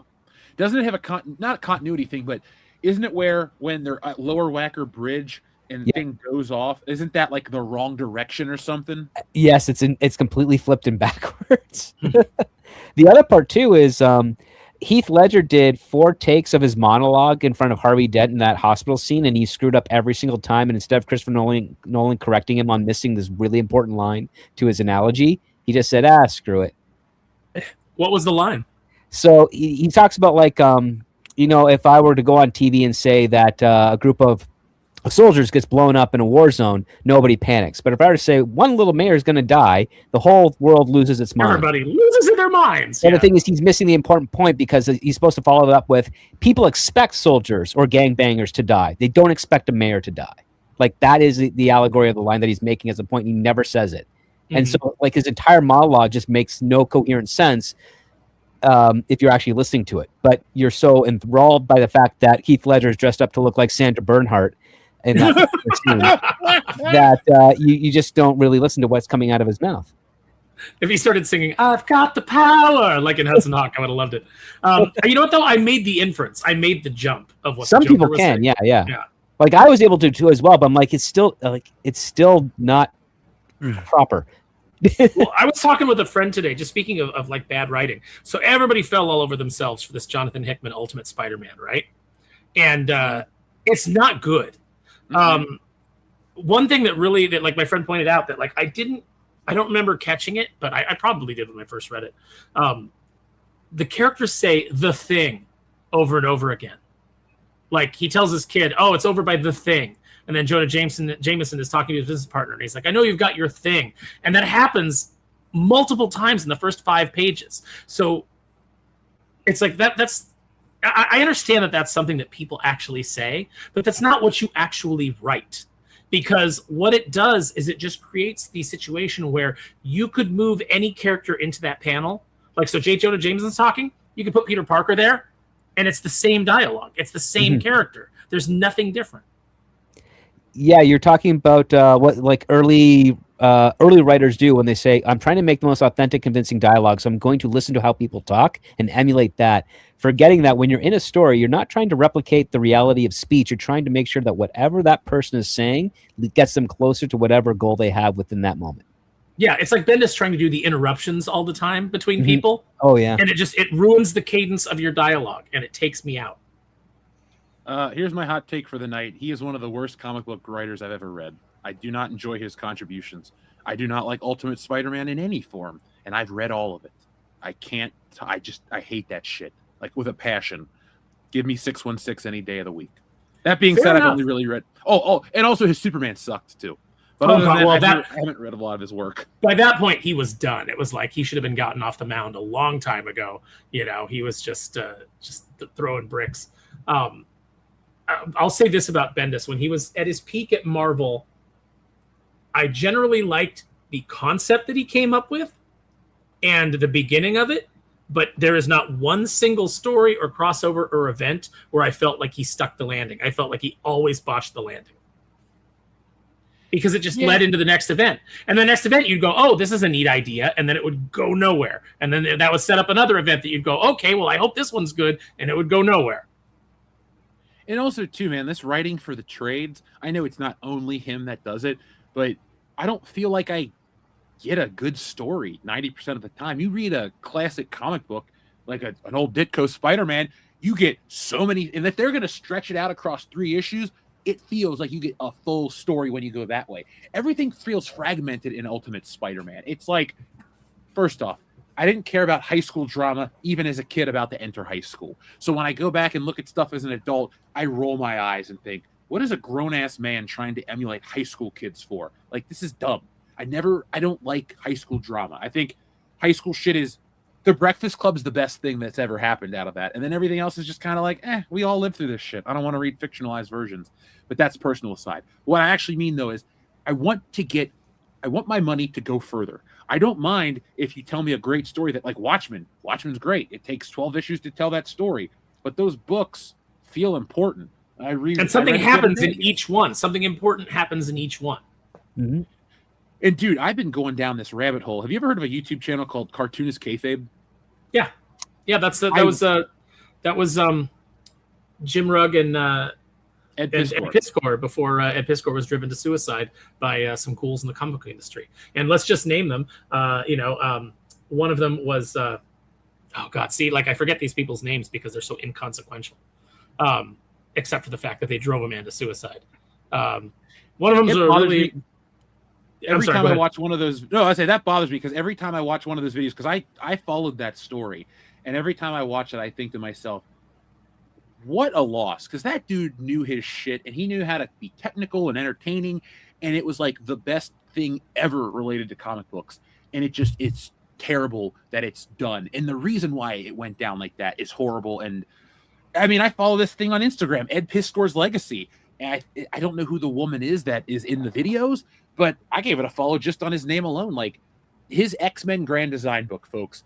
I've always talked about this book. You can go back and listen to old podcasts. I say, there's this book I found. At the time, I forgot who wrote it, but I said, this X-Men book, it was the best looking book ever. And I don't necessarily mean the content of the book's my favorite X-Men story, but the book design was beautiful. It had this interior of the cover that had like a collage of X-Men. It had like a faux leather feel to it. The pages were big. It was oversized. It's still like, when I do a Stealing Solo trilogy, I'm going to follow that format. That is just an awesome book. And then learning about who this guy was and learning about him and the conversations he had with Brian Boland and Dave Gibbons the other day. It gets me to go back and read my books and it helps me get through the difficult times of making this shit, because sometimes you're either trying to write something or trying to figure out an angle, and it's work. But stuff like this just keeps me motivated to get it done. And I I'm glad you knew about the channel, Aaron, because I don't know who to talk to about this shit, but I love that channel so much. Oh, okay. I've got it here. So now I remember. Number one of the number one ringleader was Alex DeCampi. So let's never forget that. Ramon Villalobos, who is just a big fat sack of crap. Daryl Ayo, Cam Del Rosario, JB Rowe, and Evan Dorkin were all people named in his suicide note as people that contributed to his destruction, who drove him over the edge, and they delighted in it. Don't think that it was just like some people that were critical of him. This is a whisper network that tried to destroy so many people, and they were so excited that they finally got a scalp until the backlash came, where other creators actually there weren't too many, because the industry is filled with cowards. So, Wes and I talked about it. I think, Richard Meyer talked about it at length, but we're kind of like outside of the mainstream industry. There's only a couple of people in the mainstream industry that really came out and condemned this. One was Rob Liefeld, so kudos to him. Now Rob has FU money, so he's safe. But the other was Greg Smallwood. And Greg Smallwood is not a rich guy. He's a guy who does need industry work. But he came out and he said, if your company is employing these people, I will not work for you.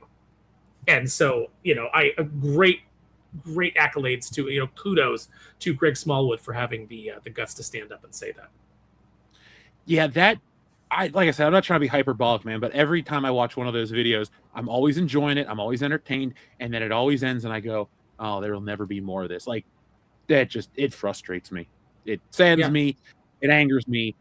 And again, this all ties back to what I said a minute ago, man. Like, I love the comic book art form. I love to tell narrative stories. I love to draw pictures, but I don't want to be associated with these people. Before any of the Ed Discourse stuff, before any of this stuff, I had made that opinion because you hear about you. Basically, I took these people based on what they said publicly, and I went, oh, I can tell I won't like them. And I was right. And it's horrible. And it's tasteless. I don't want to keep going on because I'll bitch honestly. I'll get really mad for an hour. So anything else you want to say about it, man? Go ahead. But folks, check out the channel. I don't know what goes down now with the ad revenue and shit. But if you like it, like the stuff that we talk about, it is the best of the best. And it's just give it a follow. Yeah. And you were talking about decompressed storytelling, right? And how it's you don't get your money's worth with comics anymore. Have you read X-Men Elsewhere yet? My copy is somewhere in the ether. I bought one on Amazon. They said, we don't know when we'll get more. Do you still want us to look? So I said, yes, I'm waiting. Okay. I will say this was jarring for me to read because John Byrne tells stories like they used to, where you get a ton of story in every bite. So when you get it, Jeff, I'm really interested in hearing what you think because it is damn good, and it reminded me of why I fell in love with comics. And I've got it up if you want to drop the super chat. I've got it up on the screen here. Oh yeah, hold on, let me put you up. Mm-hmm. Yeah, you guys can check this out. Look at them disappearing. This book is phenomenal. So if you get a chance, they're going to do a second printing. But if you see it, grab it because you will really enjoy it. It'll take you back to when comics were good. Yeah, I'm a John Byrne fan. His artwork, I mean, some of his writing's great too. But I'm a Byrne fan. I don't really care about if he's mean or not. I buy his work. I don't want to meet him. Compared to, it's like John Byrne is a curmudgeon, but compared to the people in the industry now who will directly tell you to go kill yourself, and actually seek a way to drive you to it. John Byrne is a saint. I mean, I don't really expect anybody to be like George Perez nice. That's just unrealistic. That dude was super cool. But I really don't know what I would say to John Byrne besides, hey, I love your stuff. You're still the man. I mean, I'm sure he hears it all the time, but, I want to be interesting when I meet these people, or at least not be repetitive. Rod, I'd like to thank you very much, man. In terms of the Odyssey, you can tell that we haven't really gone too deep in it in the videos and stuff because I don't know what to add to the conversation. I feel like everybody's said the stuff about the changing of the story or the modernizing it, and I just made my decision to not consume the film.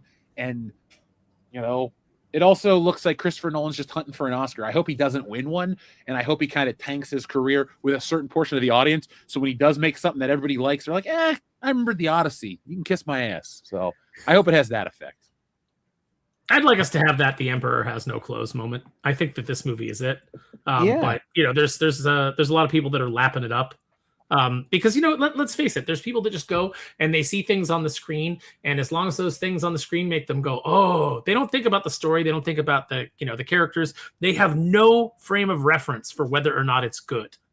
None of them read Homer. Mm-hmm. or have read anything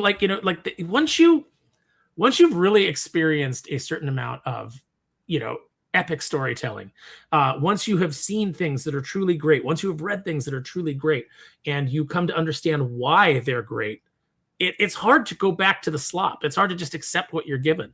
And I think that there is a large portion of the audience that is well read, that is well versed in cinematic classics, people that are actual cinephiles that enjoy things on more than a surface level. But you're always going to have those people that are like Deadpool Wolverine was good because Deadpool be funny.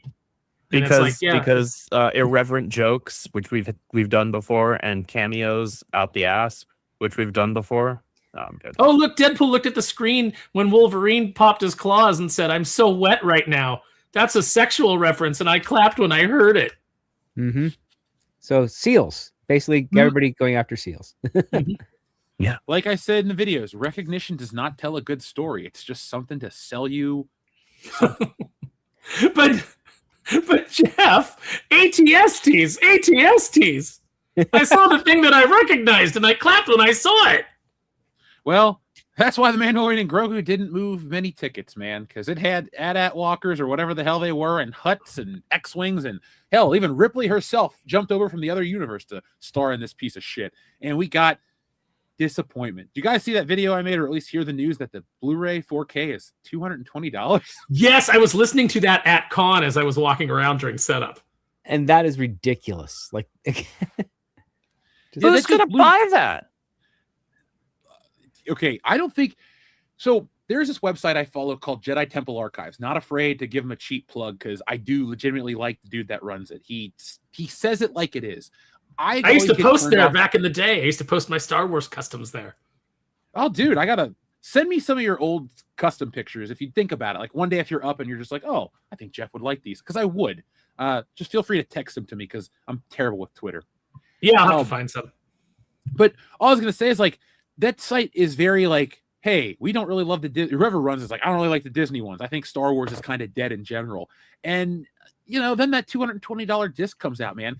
We're at the point where these companies have shit the bed with scaling.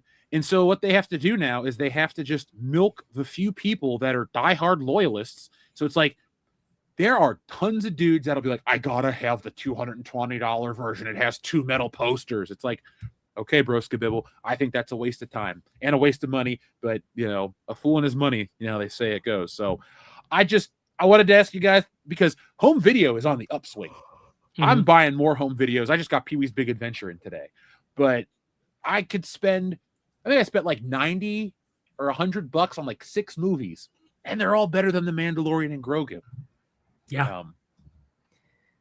Star Wars. Folks, you're going to want to watch the video I made on Thursday about our favorite Galaxy franchise. It's not what you think it's about, but I slipped into a rant so hardcore that I had to put a disclaimer at the beginning of the video. So that'll drop on Thursday to space things out a bit, but you're not going to want to miss it. But speaking of videos, Jeff, you had your video up of like the new Ollie's merch coming, and it's the new Shang-Chi figure. I am constantly pissing people off on Instagram, and and I'm suspended right now because I made a Hunter Biden cocaine joke, and then Instagram's algorithm said that I was trying to sell cocaine. So, there's someone on there's like, why does this new Shang-Chi figure only come with one head sculpt? And my response was, because he only has one expression. It's called the Zendaya mode. Yeah. Mm-hmm. Yeah. But you know what? You see Zendaya on the red carpet, and you see her in these outfits, and you see like what her designer does, and she looks cool, and she's smiling and she's having a good time. And it's like, why can't a movie or a director get that out of her? Why is she just told all the time to scowl? You know, be Probably unhappy. it's her brand. I think Yeah, for her, and the only look time at she smiles is when she's in an elaborate outfit, because all the other times she's in a role, she's wearing plain clothes or a still suit. Yeah, put her in an elaborate outfit and make her smile. Like I liked her in the whatever that musical was with the Rock Hudson of our Greatest Showman. time. Yeah, the Rock Hudson of our time, Hugh Jackman. You really think he is? Oh yeah. Oh yeah. I mean, he did get a divorce. Yeah, big time. Well, I mean, you know, from one beard to another, but I mean, come on.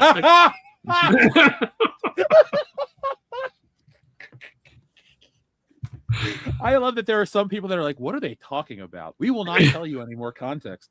Yeah, and I don't care. I mean, I don't care. You know, it's just I just wish people were honest about who they are.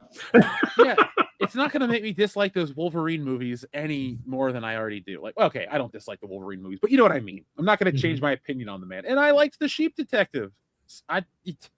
Dare I say it was one of the better movies I've seen this year, and I'm not embarrassed to admit that. No, I went out there and I said, like, go see the Sheep Detectives. It's a lot of fun. Sure, when you see the small, you know, quaint English town that's ethnically diverse, your brain goes, what? But, you know, that's just the way it is. You know, just enjoy the film, enjoy the sheep. Which is funny because the sheep is where you could have done all the ethnic casting. But yeah. It should have it's what they should have done. But, you know, Hollywood or whoever made this movie, Pinewood Studios, I don't know. They made that decision, but you knew who the villain was, though. That's the problem with doing a mystery with current DEI rules. Is you know who the bad guy's going to be. It's not going to be any of the people of color that are suspects. It's going to be the white guy. So maybe let's write a comic, Aaron. We'll use fake names. I'll draw in a different style, and we'll make a villain be an actual black dude. Like he won't be a stereotype black dude. He'll just be like, I don't know, who's a bad Simon Phoenix from Demolition Man. He'll be that level of bad. Yeah, you know, or it could be fun. Moses Magnum from back in the old X-Men days, showing up in the Savage Land. I couldn't think of his name, but I could see his face in my head. I was like, what's that black dude's name? And then I was also thinking of the dude from Captain America that he fought one time. It looked like he had a stroke, but I digress. Rod, though, thank you very much. Folks, we do have topics to discuss, I promise. Overkill, thank you very much. He says, Viking Entertainment Channel presents Dane's in the Outfield. Dane, we're back on the incredible looting, and we're back to loot and pillage. A Dane's story. Oh, dude, I love these.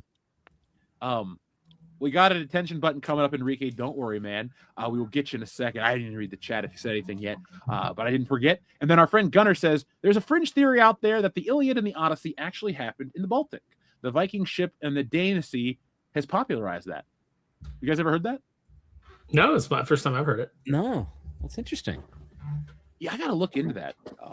I do love history, and I love when we figure out, like, we were wrong about something. It actually comes from here or there. So, Overkill, thank you very much. I'll definitely be checking that out a little more. And speaking of checking out stuff, folks, check out this button right here. You had enough yet? No. That's another one. So? You just say the word, I'll keep going. Go. Eeny, meeny, miny. Mo. Your mother was a... Ho. He was a famous clown. Bobo. Mitch, cut it out. Love that movie. Now, folks, we are not going to give you any kind of spoilers for Spider-Man. I don't really want to go into super details because I'm a Spider-Man fan and I want to go in blindly. But I don't know overall, well, the movie seems to be getting good reviews, except IndieWire has shit on the movie. And then I've seen one other place. Basically, people expect this to be this big MCU thing. It has like a convoluted cast. But some people are saying overall it's a great street-level Spider-Man movie, which is exactly what I've wanted for 20 years now. Shit. What it should have been, I don't know, 3 movies ago. Thank you. Yeah, I like Tom Holland as Spider-Man just fine, but his movies have kind of sucked. Like, pretty bad, actually. Especially that second one where he goes to Europe. Yeah. Oh, Far From Home. bad. Worst Spider-Man film. I hate it. Worse than Absolutely. are you including the Amazing Spider-Man films in there? 'Cause I can't I'm say including all Spider-Man films. Okay. Every single one of them. I still I got don't know if I can go with you. I don't know if I can go with you on that journey because I did see That's Amazing fine. Spider-Man too. I'm the black sheep here, and African-American. I'm used to The black sheep detective. Oh, maybe I should have been. Maybe I should have been in the Odyssey. There you go. I'm used to being the black sheep when it comes to the Spider-Man film opinions here. That's okay. I can't wait to go see it and pay for another movie because I will not give money to any film that has Mark Ruffalo in it. Yeah, I'm not a fan of his either. He hasn't been part of any of the marketing, which is interesting. He hasn't done any press or anything about it. They don't want to hurt their box office by him showing up with a bunch of and like mouthing off with a bunch of commie bullshit. Yeah, we'll start talking about the mayor of New York and saying we need him. He's a bigger hero than Spider-Man or some dumb crap like that. And God, box office opening weekend. How about? I used to say I miss the ideological enemy of communism because you used to be able to say these commie pinkos, and then once it became like Islam, like you couldn't say anything because then you'd be labeled you'd be labeled a certain way, and then the one Muslim guy at work would be trying to show you the one page in the Quran that doesn't say death to the infidels. That's an old Colin Quinn joke, but I was like, oh man, I miss when the commies were around. You know what? I take it back. I should have just kept my mouth shut. You should have. You get what you ask for, I guess. Yeah. Honestly, just get rid, can his ass, and bring back Edward Norton. That would have been a lot better. Hell, bring back Eric Bana. He would have, even him. Geez, like you'd at least have some screen presence, as opposed to, I'm Mark Ruffalo. Hi. So. Useless. I thought he was fine in the Avengers, but the more you give him to do is when it falls apart. Because also, too, when he starts playing the Hulk, the Avengers is a much more serious film, and they keep getting goofier and goofier as they go on. And I don't think he can do the comedy, especially in Infinity War, when he's in that mech suit, where he's trying to get the Hulk to switch, and he's like, come on, you big green asshole. It's just, he's not that funny at it. No, he doesn't have the comic timing. I mean, he was the worst thing in 13 going on 30. Yeah, I have yet to see that film. Do you recommend it? Should I skip out on Cedar Point tomorrow, and should I go watch that? No, go to Cedar Point, but then come home, put your feet up, and watch 13 going on 30. On 30, yeah. It sounds better than SummerSlam this year. Okay, so Mark Ruffalo in 13 going on 30 is equivalent to Demi Moore in Striptease. Both of them don't realize they're in a comedy. Yeah, but Demi Moore takes off her clothes. Is Mark Ruffalo dressed the whole time? Because if he is, yes, he is definitely dressed the whole time. Yes, thank goodness. Thank God. I don't want to see any of that action. I also don't want to see, like, from the trailer, folks. This isn't a spoiler. This is the commercial that keeps playing on my TV, not on TV, but I have a smart TV and it plays ads, which I hate. Long story short, I keep watching Spider-Man fight the Hulk. Why? Like, this is dumb. I don't want to see. Well, because they already gave away in one of the trailers how the Scorpion is defeated and how the Hand is defeated. See, which I thought was a bad idea. So I'm a Spider-Man fan, so I'm saying this in a self-deprecating way intentionally as a joke. But there is a modern version of Spider-Man fandom that is like functionally regressive, where they just don't get story and they only get hype and like the most basic, like fast food equivalent of whatever we're watching. Mentally regressive, intellectually regressive. And I think that is a bigger portion of the Spider-Man film going audience than I ever realized. Like, the lowest common denominator of the people at the movies. And then you get like the video game people and then the Miles Morales fans. They're at the bottom of that.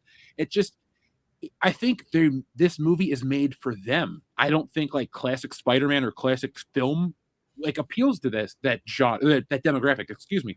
So I think they're just going to make these movies dumber and dumber until it's literally ass the movie like an Idiocracy. But, well, did you hear what Feige and Ali's beef was about the Blade movies? Didn't he want to make it like Blade was the backseat character to all this like modern bullshit? Well, that was one of the drafts, was that apparently, there were 4 women and that were the leads and were dispensing life lessons to Blade. But then the one that Ali was excited about was there was a draft for like it was going to be set in 1930s Harlem, and Feige was pushing for no, it needs to be funny, it needs to be lighthearted with a lot of jokes, and then. At the end, you find out that the vampires really aren't that bad, and Blade's daughter, convinces him that killing is wrong.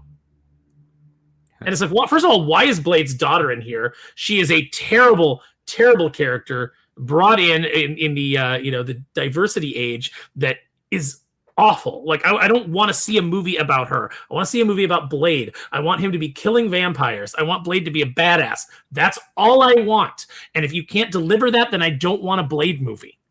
Thank you. I think we dodged a bullet. Also, too, even though Marsha or whatever his name is, Ali.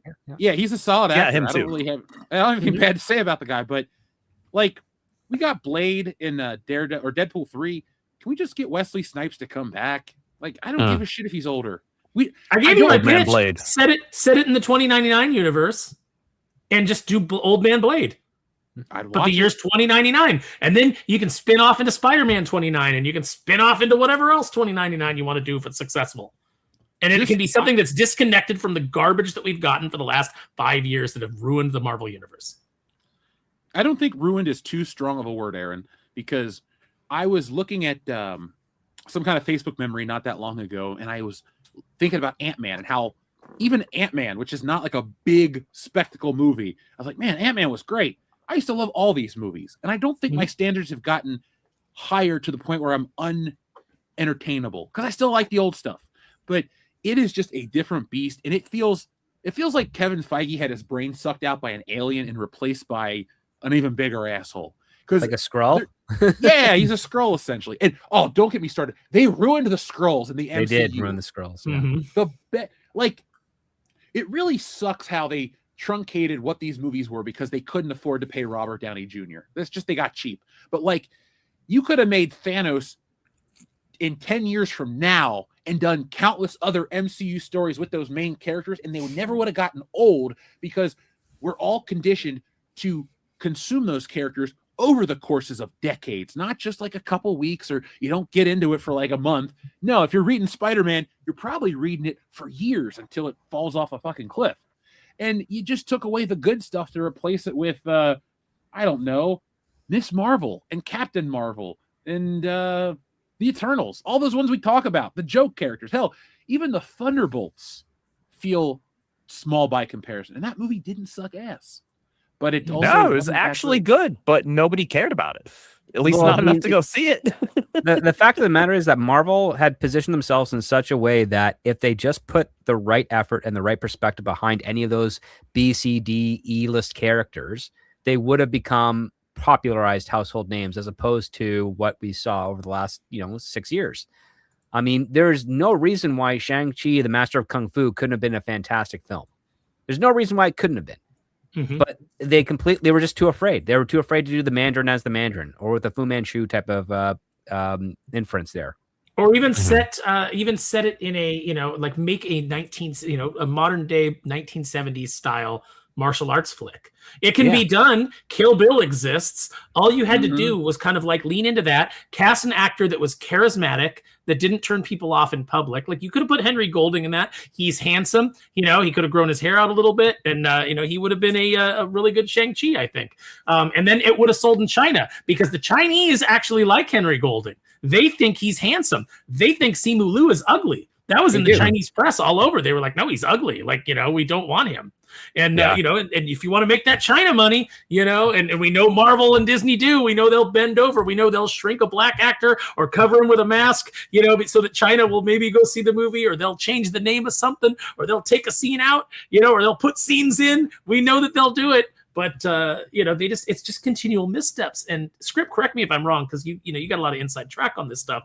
But it seems like the moment that Perlmutter was removed and Feige had no checks and balances, nobody to temper him, it seems like he got this attitude of no longer looking at like the filmmakers that came in and said, I manage this. It seems like he started to convince himself, I make this. This is me. I'm creative.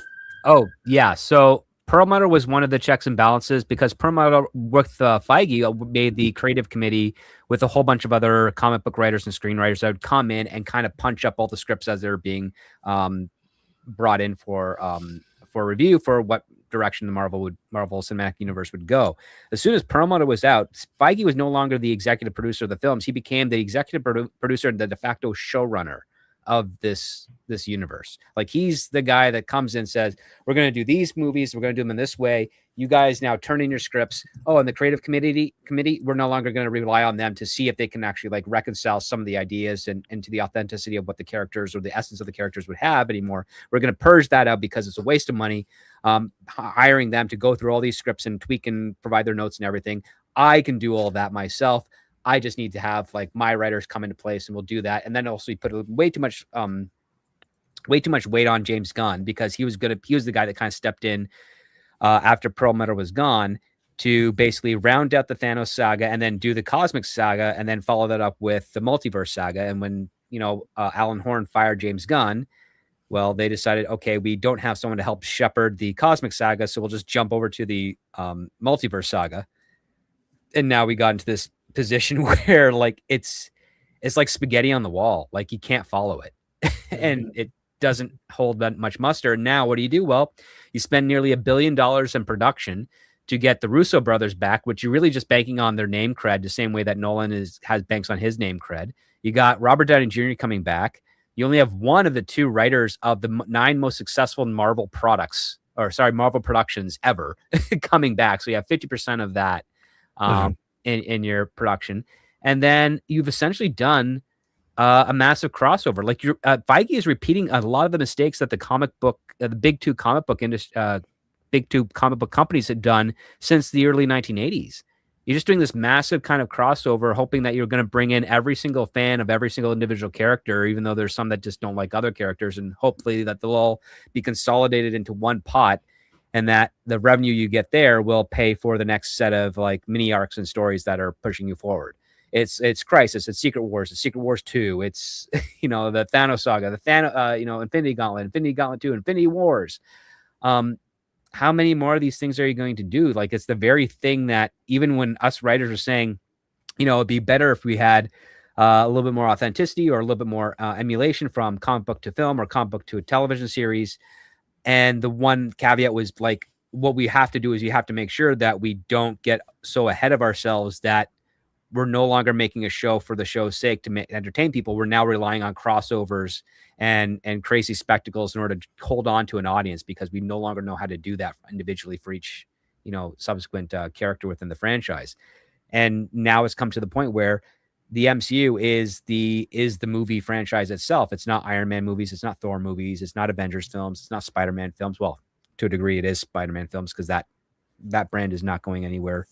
Is not being diluted enough yet with the rest of the MCU, but they're just Marvel films now. That's what it is. Like, it doesn't even matter if you have a Captain America film or a Thunderbolts film or an Eternals film. They're primarily Marvel films. It's just Marvel's next chapter, and it feels like you're losing an identity. Next chapter in a book that not enough people are invested in. Yeah, and each film is lacking its identity. Like the first 2 phases of the MCU have very strong identities for each of the films. Like, the Thor movies especially, like, they're very different in each iteration, but they're also trying to be very Thor films until you get to the Love and Thunder, in which case it's not a Thor film, it's a Taika Waititi film. And I hate his movies. I mean, I like Jojo Rabbit a lot, but that's not. I meant specifically his MCU films. I haven't watched any of his other stuff, but like I hate Ragnarok and I hate Love and Thunder. Yeah. And the thing is, like, yeah, they're diluted with every generation, and I get the feeling that even with Doomsday coming up, it's gonna not feel like a film. It's just gonna feel like another entry to a bland MCU. It feels like kids playing with toys. Because earlier I was scrolling through like the press releases from Hasbro, and it's like, hey, look, it's the Thing and Thor, and they're gonna team up to fight Doctor Doom, but does anybody actually have any connection to the Thing from the Fantastic Four movie from last year? Oh, you mean the 5-foot thing with the terrible voice?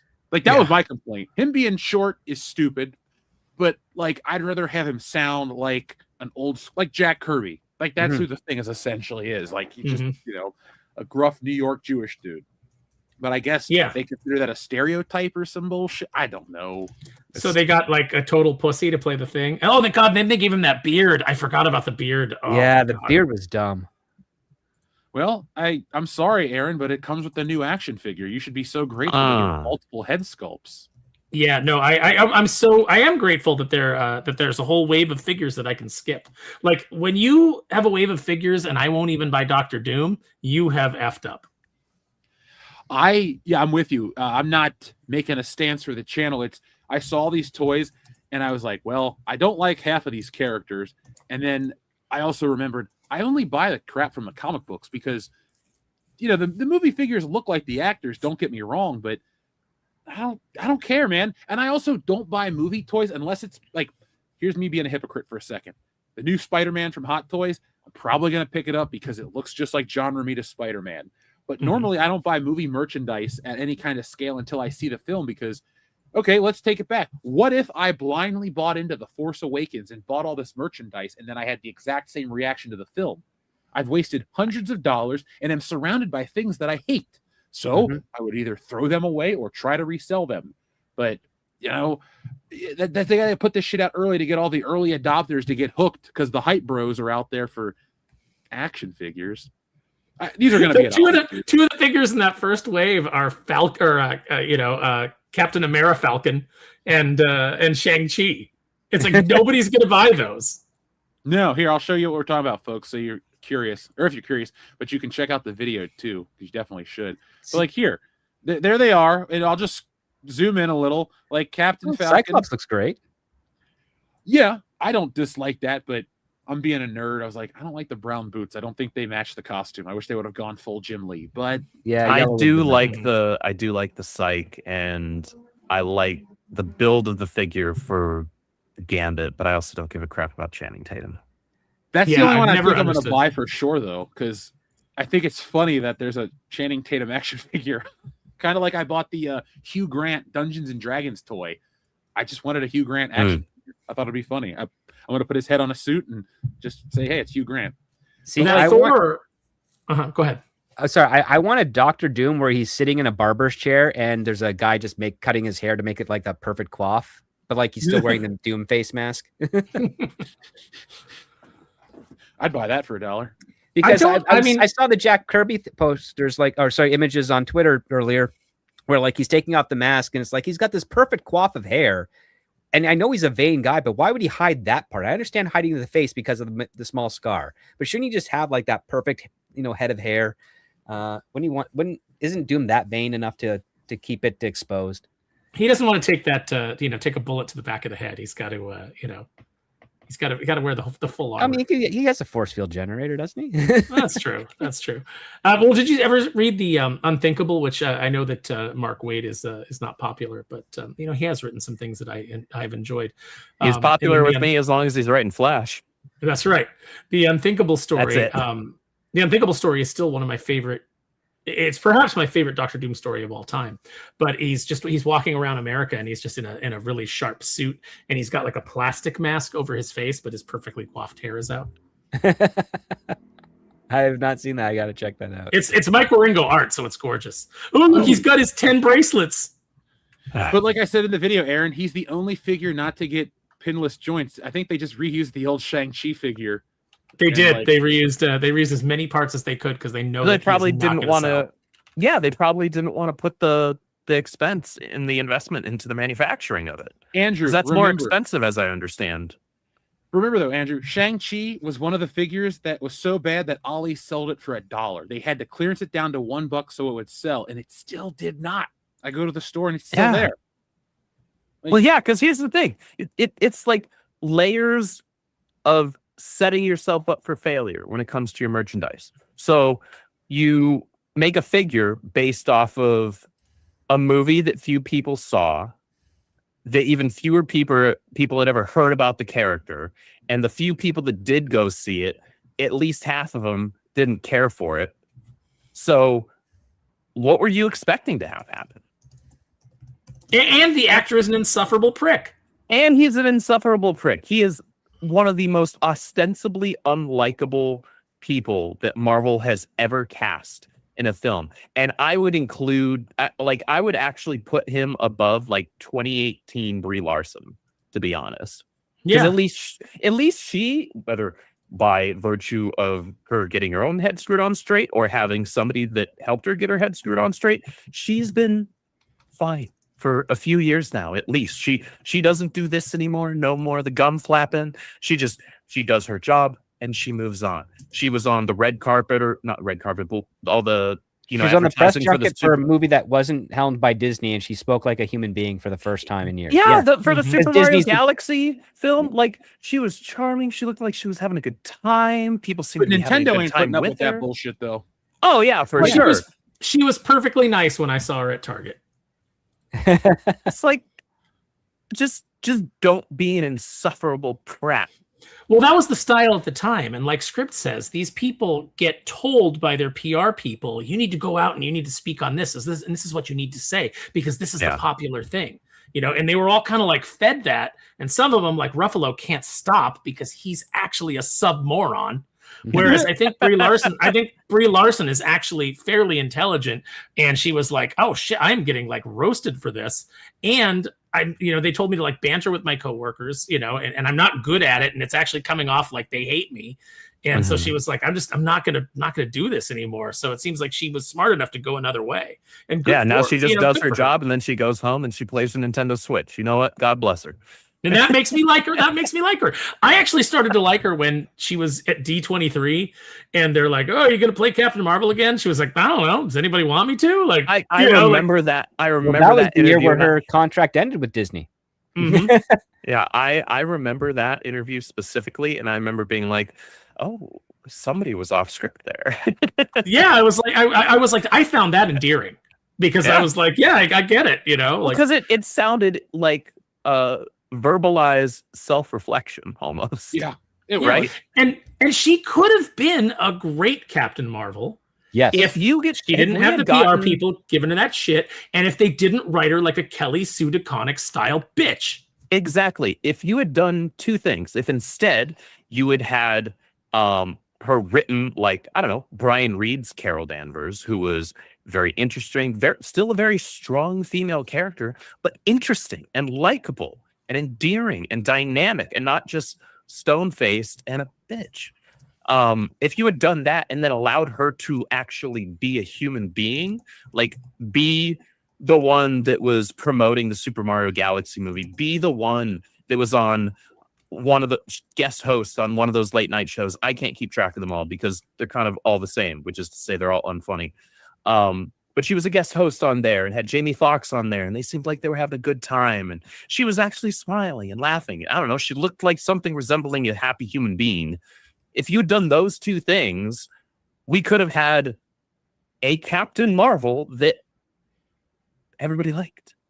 Dandino 8100, Brie Larson did not say white men's opinions don't matter. What she said was she wasn't interested in hearing a white man's opinion on A Wrinkle in Time, because it wasn't a movie made for them. Now, again, that's PR. That's, so like you can't conflate a very specific statement and then broaden that out. Now, if she had said that, I'd be like right there with you. But, you have to like take people at what they say, because remember, the media is not any of these people's friends. They act like they are, and then they get them to say something. No, they use them to generate their clicks. Yeah, they'll get them to do a 45-page interview, and then they will select something out. They'll get them. After a while, they'll hit them with some question, and they'll say something dumb, and then that's the headline, because that gets the clicks. You saw it with what was the one? The Millie Alcock. Big interview with I think it was Variety. Yep. And they just kept putting out that same statement. And then they put out articles about why are there so much misogynist backlash against her for making the statement. It's like, you did it. You created that backlash. You literally made it as though that was the only thing said in the course of the interview, right? Yeah, and they completely removed the context that she basically was saying, I'm identifying trolls who are hiding behind another type of demographic to try and become quote unquote innocent. Well, it didn't work out for anybody because that movie was a big old flop. Yeah, no, movie didn't do well. Movie wasn't good. Dr. Coffin Nails is right, though. A Wrinkle in Time did suck. I didn't see it. It wasn't made for me. I love it when they say it's not made for you, and then they go, "Why didn't they go? You told me it wasn't made for me." It's the Charlie's Angels effect. Yeah. Dude, I got to say though, I loved the Brie Larson story. I got millions and millions of views because of that chick. So, if I ever see her like in a bar setting, I'd be like, hey, I have no interest in hitting on you, but I owe you a drink because you really helped me make some good money. So I'm forever in debt to Brie Larson. Yeah, he's like, fair enough. I'm gonna set you up with drinks. You want an appetizer? What do you want? You want some bar food? Like, send some mozzarella sticks her way. I'm like, look, I'll pay for dinner. Like I said, don't really want to get to know you after this event, but I feel like I owe it to you. So Yeah, Jeff's like, I'm not trying to hit it. I'm just, I owe you a royalty. yeah. She'd be like, oh, you're one of those guys. I'm like, no. Put your foot in That's your mouth. amazing. I That's don't know who amazing. told you that, but it was awesome. So thank you. I miss those days. It was so fun. That was better than any Star Wars outrage. Like that was the best one so far. I loved it. Yeah. I think I even started a video that said Helen of Troy is the face that launched 1,000 ships, but Brie Larson is the bitch who launched 1,000 YouTube channels. Like that was my go-to line for a minute. And she did. You could just be like, hey, Brie Larson video, and you would get 10,000 subscribers. Nowadays it's, hey, PlayStation physical media channel or video, and then you get 1,000 subscribers.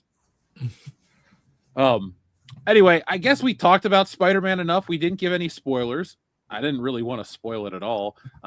Overall, like IndieWire is the one that says Spider-Man Brand New Day. MCU wastes its chance for a fresh start with a dull, downbeat sequel, and they complain that it's too emotional. IGN gave it a 7, and Fandom Wire gave it a 5 out of 10 and called it the worst Spider-Man movie ever. Too emotional?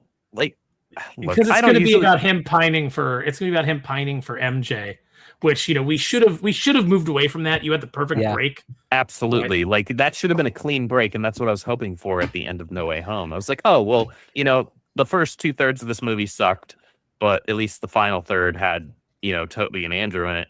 But then at least at the end we get this, so it looks like maybe we'll have a friendly neighborhood Spider-Man of Peter Parker down on his luck, and having to work through that and struggle through that and actually not be Silver Spoon Iron Boy anymore. It doesn't look like we can always get what we want. Oh, I got this drove me nuts too. I keep seeing people going like, oh, you see how Ned is obsessed with Spider-Man? That's what they're going to do to turn him into the Hobgoblin. And I'm like, okay, first of all, Ned Leeds was never the Hobgoblin. That got retconned. It was always supposed to be Roderick Kingsley. So Ned Leeds was never the Hobgoblin. Second of all, this version of Ned Leeds will never be the Hobgoblin because he's 350 pounds. Okay, nobody wants to see his fat ass on a glider being the Slob He's Goblin. not the Hobgoblin. He'd be the Hobbling Gourd. I like the Slob Goblin and the Hobbling Gourd equally. Folks in the chat, tell me which name you think is more accurate to the new version of the Ned character. There we go. Instagram was throwing these ads at me for the stuff that liquid IV that you put in your water, to get your electrolytes back. And it was him like dancing his way down the street. And then he comes in like all sweaty, like Spider-Man's saving him from obstacles because he's not paying attention. He's listening to his music, and he comes in, and then like a creepy dude who, like the guy that's supposed to be the bodega owner, who basically delivers his line like he's a sex offender. He's like, it's important to stay hydrated. Like I was just waiting for him to go bueno, like bueno excelente from Hitman. Excelente. He delivers his line like that. And he's like, it's important to stay hydrated. And then Ned's like, with my moves, it's important. And I'm like, okay, first of all, you need to move a lot more. And second of all, like you're sweating profusely, which would have happened whether you were dancing down the street or not. And third, why am I I'm so sick of his stupid face in these movies. I'm more sick of Ned than I am of Zendaya. Yeah, I never liked the man in the chair. You don't need a man in a chair for Spidey. No. Yeah. Many superheroes. Here's the weird thing. Let me know if you guys can tell me why this is. People, maybe it's just bots, but people in the chats kept posting Israel flags in there. And then they were saying Israel loves this. And I was like, what? And then I didn't understand. Yeah. But then some people were saying like, the CEO, we love our CEO. And I guess he calls himself the CEO of sex in one of the movies. But I just posted, I said, he's the CEO of BMI. Yeah. I mean, I don't really acknowledge those characters as the real deal. Like you can say what you want about the old Sam Raimi films, But at least they tried to make the people look like the characters because we're adapting something visual. The worst argument I ever heard is, I've never seen a comic book say that Spider-Man has to be white, because they fucking draw what he looks like. It's a visual medium, you retard. Like, if you can't see that and go, oh, that's what the guy looks like, and you can argue, yeah, Tobey Maguire doesn't look like him, but he looks enough like that type of guy, much like Andrew Garfield does look like him, and even Tom Holland looks like him. But it's the other people. Each of those three look like different iterations of Peter Parker over the decades. Yeah. And I'm fine with it. But this trying to, like, make a statement with your casting, and, like, it goes back to the Nolan stuff, where it's like, you got to check off a box. Nobody likes these characters, and nobody likes this shit. Like, if it wasn't Spider-Man, if they would have put these characters, these exact actors in, like, I don't know, the last Captain America movie, nobody would have gave a shit. It would have just been written off as whatever, but because they're attached to Spider-Man, they're going to stick around forever. And like you said, we didn't get a clean break. We get more of the same shit. I bet you within the next movie or two, the status quo will be everybody knows him. He's friends with his people, and he's the old Iron Boy again. I mean, it'll happen by Secret Wars, probably. I mean, Marvel used to be I say this on my weekly comic book review channel, Foil Variant on YouTube. You guys should subscribe. See, I'm getting better, Jeff. There you go. They used to be the House of Ideas. Now they're just the House of Status Quo. That's all. Jeff, you got to throw Nathan Simmons' comment up on the screen because it's a Scott Steiner reference. He's fat. Amazing. You mean like this one? Threats are part of wrestling, you know. But you gotta look at the person that's making the threats. This fat son of a bitch is challenged all of us, has been world champions before, been in this business 15, 20 years, and this fat son of a bitch is gonna challenge us all out. Just calm down, okay? All right? He's fat! I'm gonna... God bless him. I love when he says "some a bitch." Yep. Amazing. Smojo, you fat son of a bitch. Yeah. Oh, God. Oh, man. If I ever met Scott Steiner, I wouldn't be able to stop laughing. Dude, when I met him, he was super cool. Like, I think I've told the story. We asked why. I said, like, after so long, like, why'd you start getting tattoos? Because you went so long without me. And he was like, I started getting tattoos to cover up all the scars. He said, like, all the surgery scars and things like that. It was just a way to do that. And and then I felt bad. I was like, oh, that sucks, man. Yeah, they destroy their bodies. Oh, yeah. That's why, like, when I get pissed off at wrestling, I always let people know, like, the men and women that are wrestling are busting their ass, and they can be as good as any era of wrestling. But when you got Triple H, who's a terrible storyteller, and all this corporate garbage at the top, you know, overall, it's just a garbage product. No matter how good these people could be, you got to judge something on what it actually is. Just like the new Spider-Man movie. I got to judge it on what it actually is. I want it to be awesome. I want to be pumped. I want to, like, walk out and cheer. Well, not cheer. I've never done that out of a movie, but, like, I want to be happy when I leave. But I don't know, man. It's hard to care anymore about this stuff. It's fun to talk about with you guys. I got to say, it's been a blast so far, but it's not really I don't know. That hype and excitement has been killed by many, many years of apathy and disappointment. So are we eventually going to go see Spider-Man? Like, yeah, I'll see it next week. Yeah. You know, when I'm back from the biggest question is, what movie am I going to pay for? What movie is going to get my money? Not the Odyssey, right? Not the Odyssey, no. God, no. Why isn't the new Spider-Man movie in Infinity Vision? That's clearly more than a marketing gimmick. Oh, God, yeah. Infinity Vision. Whoa. Do we want to hit one more topic before I have to bail? Because we're hitting the 2-hour mark, and that's my sign out generally.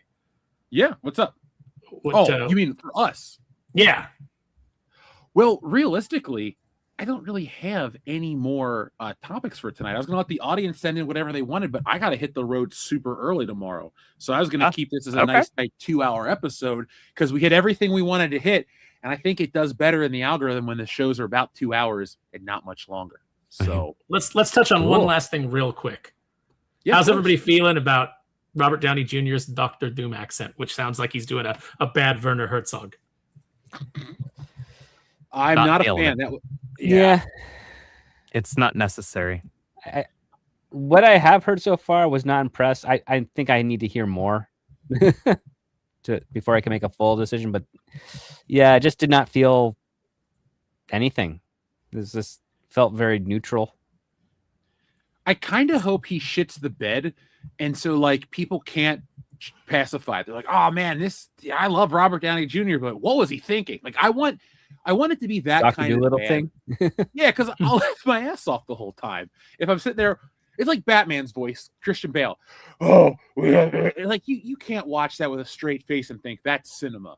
Like that's why when people give Christopher Nolan this glazing, it's like, yo, he's the guy that told Batman to sound like he had throat cancer. And I can't understand what it says half the time. Like, and he can't do the whole lines. He can't do the line without taking a breath. Like, so he has to go like, The people of Gotham were ready to show you that they're ready to believe in hope again. I'm hyperventilating. Oh, yeah, God. because he's overtaxing his vocal cords by talking like that. You can't use your diaphragm properly to do that. yeah, that made me feel high doing that. and you're in California. Well, it wasn't getting enough oxygen to his brain. I wasn't. No, I'm like, whoa. Hey, you know what, guys? If you want to trip balls, just do that for a few minutes. Just do the Batman voice. Yeah, if you can't sit up from a chair too fast. I agree. Batman Begins is the best version of the voice because in that movie it wasn't that bad. It's also the best version of that version of the character. Yeah. Mm-hmm. I look. Has a couple of glaring plot holes, but not as bad as the stuff in the Dark Knight or Dark Knight Rises. Mm-hmm. No, and I go on about how much I love 89, but I really do love Batman Begins. I remember coming back from Spain, watching that movie and being like, oh shit, superhero movies are cool again. And then, DC movies are cool again, because this was what, 05? Mm-hmm. Yeah. When would the Catwoman was the most previous DC film? Oh, So, yeah. yikes. And then Oh my God. And then what else came out after that? Oh yeah, Superman Returns, which I know some people like. I don't. It has some really good moments. That plane catch scene is actually fantastic. Yeah. Like genuinely fantastic. But people the say movie that missed the mark Spacey- in a lot of ways. People say, "Oh, Spacey was too campy," and I'm like, "Yeah, but he's doing his best Gene Hackman. Yeah, he was also campy." So now I think that you could have Spacey do a really chilling Lex Luthor if he wanted to, like that. Oh, because Spacey is just an insanely talented actor. Yeah, of course he can. No, do that. the hang up for Superman Returns. Is it time to let Spacey come back? He's kind of making his way back. Yeah, he's all right. Can we not just do a movie with everybody who's canceled? Let's get a canceled director. Like we'll get Joss Whedon and not Brett Ratner. He can stay canceled. He was not good. We'll get Joss Whedon directing, Mel Gibson, Kevin Spacey. Who else? Roseanne Barr. Get Roseanne Barr. Everybody who was we'll put TJ Miller in there. Chris D'Elia. Wasn't he just an asshole, and that's why people stopped casting him? Wasn't that it? He was just a douche. I think that he got like some. Oh, we'll put Aziz Ansari in there. Remember, he got canceled for a bad day. Yeah, but he's bad. Like he just sucks in general. He does look like an ant. Like you might as well just have Hassan Minaj too. Also, like. I mean, but look, if we're going to be consistent, we should. We should give everybody a shot. That's fair. Absolutely. Yeah. Although I left out Brett Ratner, so you know what? You know what? Script. That's your. You can. We each get one. We each get one veto. Yeah. That's the rule. That's house rules. I think Mel Gibson should be the one directing. No, I agree. Because then we can write. Yeah, he learned from Richard Donner, so he did. He was like a legit positive acolyte of Richard Donner. So, are we ever getting that last Lethal Weapon movie where they're both really too old for this shit? I mean, Danny Glover, is he still around? He has Alzheimer's. He's still around. Oh no! Yeah. It's Alzheimer's or Parkinson's. So that must be why we didn't get it, because I know that Richard Donner was working on it, and he said if he died, Mel Gibson was going to direct it. And that's happened. True. And then I think Warner Brothers, well, with the couple of the regime changes over the last 6 years, that Lethal 5 has been kicking around for some time, and now Danny Glover's got diagnosed with Alzheimer's, which is weird because you can't really diagnose it while they're still alive. That's usually a posthumous diagnosis confirmation. But he's got the symptoms that would be associated with Alzheimer's, which is tragic because like how can you can't do a Lethal Weapon without at least those two. But I think Lethal Weapon 4 was the perfect send-off because Great send-off. Murtaugh became a grandpa, Riggs became a father. There really isn't anything else to tell. They've done, they've run into foreign enemies, local domestic terrorists.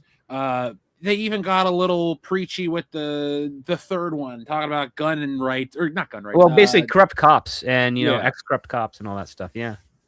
I feel like Lethal Weapon kind of ran the gamut, and it was great. It's one of the best action franchises of all time. There's not a bad one in my opinion, but I also think like it's done. Die Hard jumped to the shark with the fifth one, and it became a joke of itself after they redeemed it with the fourth one. Not even redeemed it, just brought it back. Yeah, the third one was good with Sam Jackson. Yeah. I didn't see after the fourth one, and I love the fourth one. That was Live Free or Die Hard. Yeah, Justin Long. And, is that the one with Timothy Olyphant's the villain? Yeah. Yep. Timothy was pretty good there. As Justin Long. Yeah. That was a fun movie. The Lethal Weapon series had another unique aspect to it, and that is almost every side character that was featured in the first film came back for all the sequels. Yep. Like they never recast anybody. If this person had passed away, they just didn't use them. Ooby Dooby, Scooby Dooby, Banooby just pitched a movie I would greenlight. Mel Gibson directing Gina Carano beating up Aziz Ansari for 89 minutes is a DVD I'm buying at full retail. Yep. Sign me. I'll get the 4K version of that. Spend a little extra. I understand that I was supposed to hate him on Parks and Rec, but I think that there were times where I wasn't supposed to hate him, and I still hated him. Yeah. But you know what? He's one of the metrosexual comedians that never really took off. He just was kind of like the flavor of that time. I'm glad we're out of that time because it sucked. Like, I didn't like how much you can actually skip all of his storylines in Parks and Rec and not miss a beat and still enjoy the rest of the series. Yeah, the only scenes that I really like with him is when there's scenes about how much Ron hates him. Yeah, Ron's the best character. It's Tom Haverford, right? That's his name. That Tom Haverford, which is a name I think he changed from what it really was. And then it's was it Jean Raphael is his best friend? Oh yeah, John Ralphio's great. John Ralphio's him and Henry Winkler, they did some good stuff there. I have that T-shirt. 2020 is the worst. John Ralphio, the actor, whose name escapes me right now. Ben Schwartz. Ben Schwartz. Yeah, super cool dude. Yeah, he's also currently the voice of Sonic in the Sonic movies. Yep. Yeah. Which he's got to be raking it in there, right? I hope so, because he does a really great job. You know, there's only so many video game adaptations into film out there that like an honest fan can genuinely get excited about. And so far, the Sonic films have been 3 for 3 for me, as somebody who's been, reading the comics since he was 7 and playing the games since he was 8 and watching the cartoons since he was 5. I've been pretty happy with them. Hopefully, they go 4 for 4. I think they're going to go to this because this is probably going to be the only film franchise where the CGI character is going to look older than James Marsden after they keep doing those sequels. That's a burn. Sly in the chat said, and DuckTales. Yeah, he was one of the voices on DuckTales. That's when I. And I actually had the opportunity to work with Tox, who was the voice of Mrs. Beakley, and she is lovely. She could not be more lovely, and so fun to work with. I like to hear that. That's awesome. We had 2 messages, and then we'll close it out. Our friend the Dead Man 79 says the Odyssey equals the Dark Knight Rises. Same story beats. Andrew, since you saw it, what do you think? I don't know if I'd say same story beats, but I would say similar quality. Does Marion Cotillard have a fantastic death scene? No. Even she is like, we shot that scene multiple times. That's the take that got used. Yeah. Boring movie. This is a boring movie. But you know what's not boring? Pete Holmes' take on the scene with the reveal. It really seals in the flavor. Yeah, so good. You know what I hope isn't boring? Nothing was off limits. Exactly what he says. In an order that would surprise you. Yep. What I hope is good is that End of Oak Street movie that's coming out later next month. Good luck The with dinosaurs. I hope it's stupid fun. that. It's J.J. Abrams producing it. I'm giving it no chance. No chance in hell. Him being a producer on it doesn't necessarily turn me off immediately. Now, if he was writing it, different story. But Speaking of people, dinosaurs. Speaking of people that we should cancel, J.J. Abrams should not work ever again. I mean, he's getting the old school cancellation. He's just kind of like fading off into obscurity.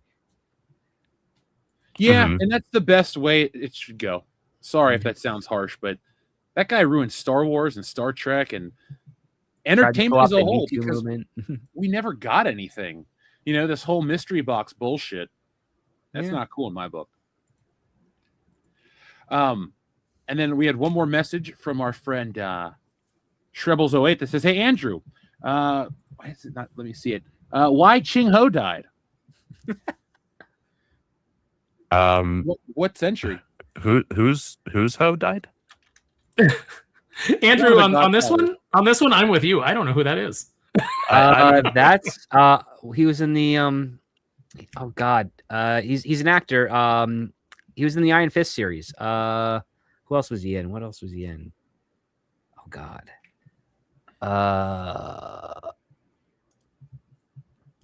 Oh yeah, he's no, or sorry, she.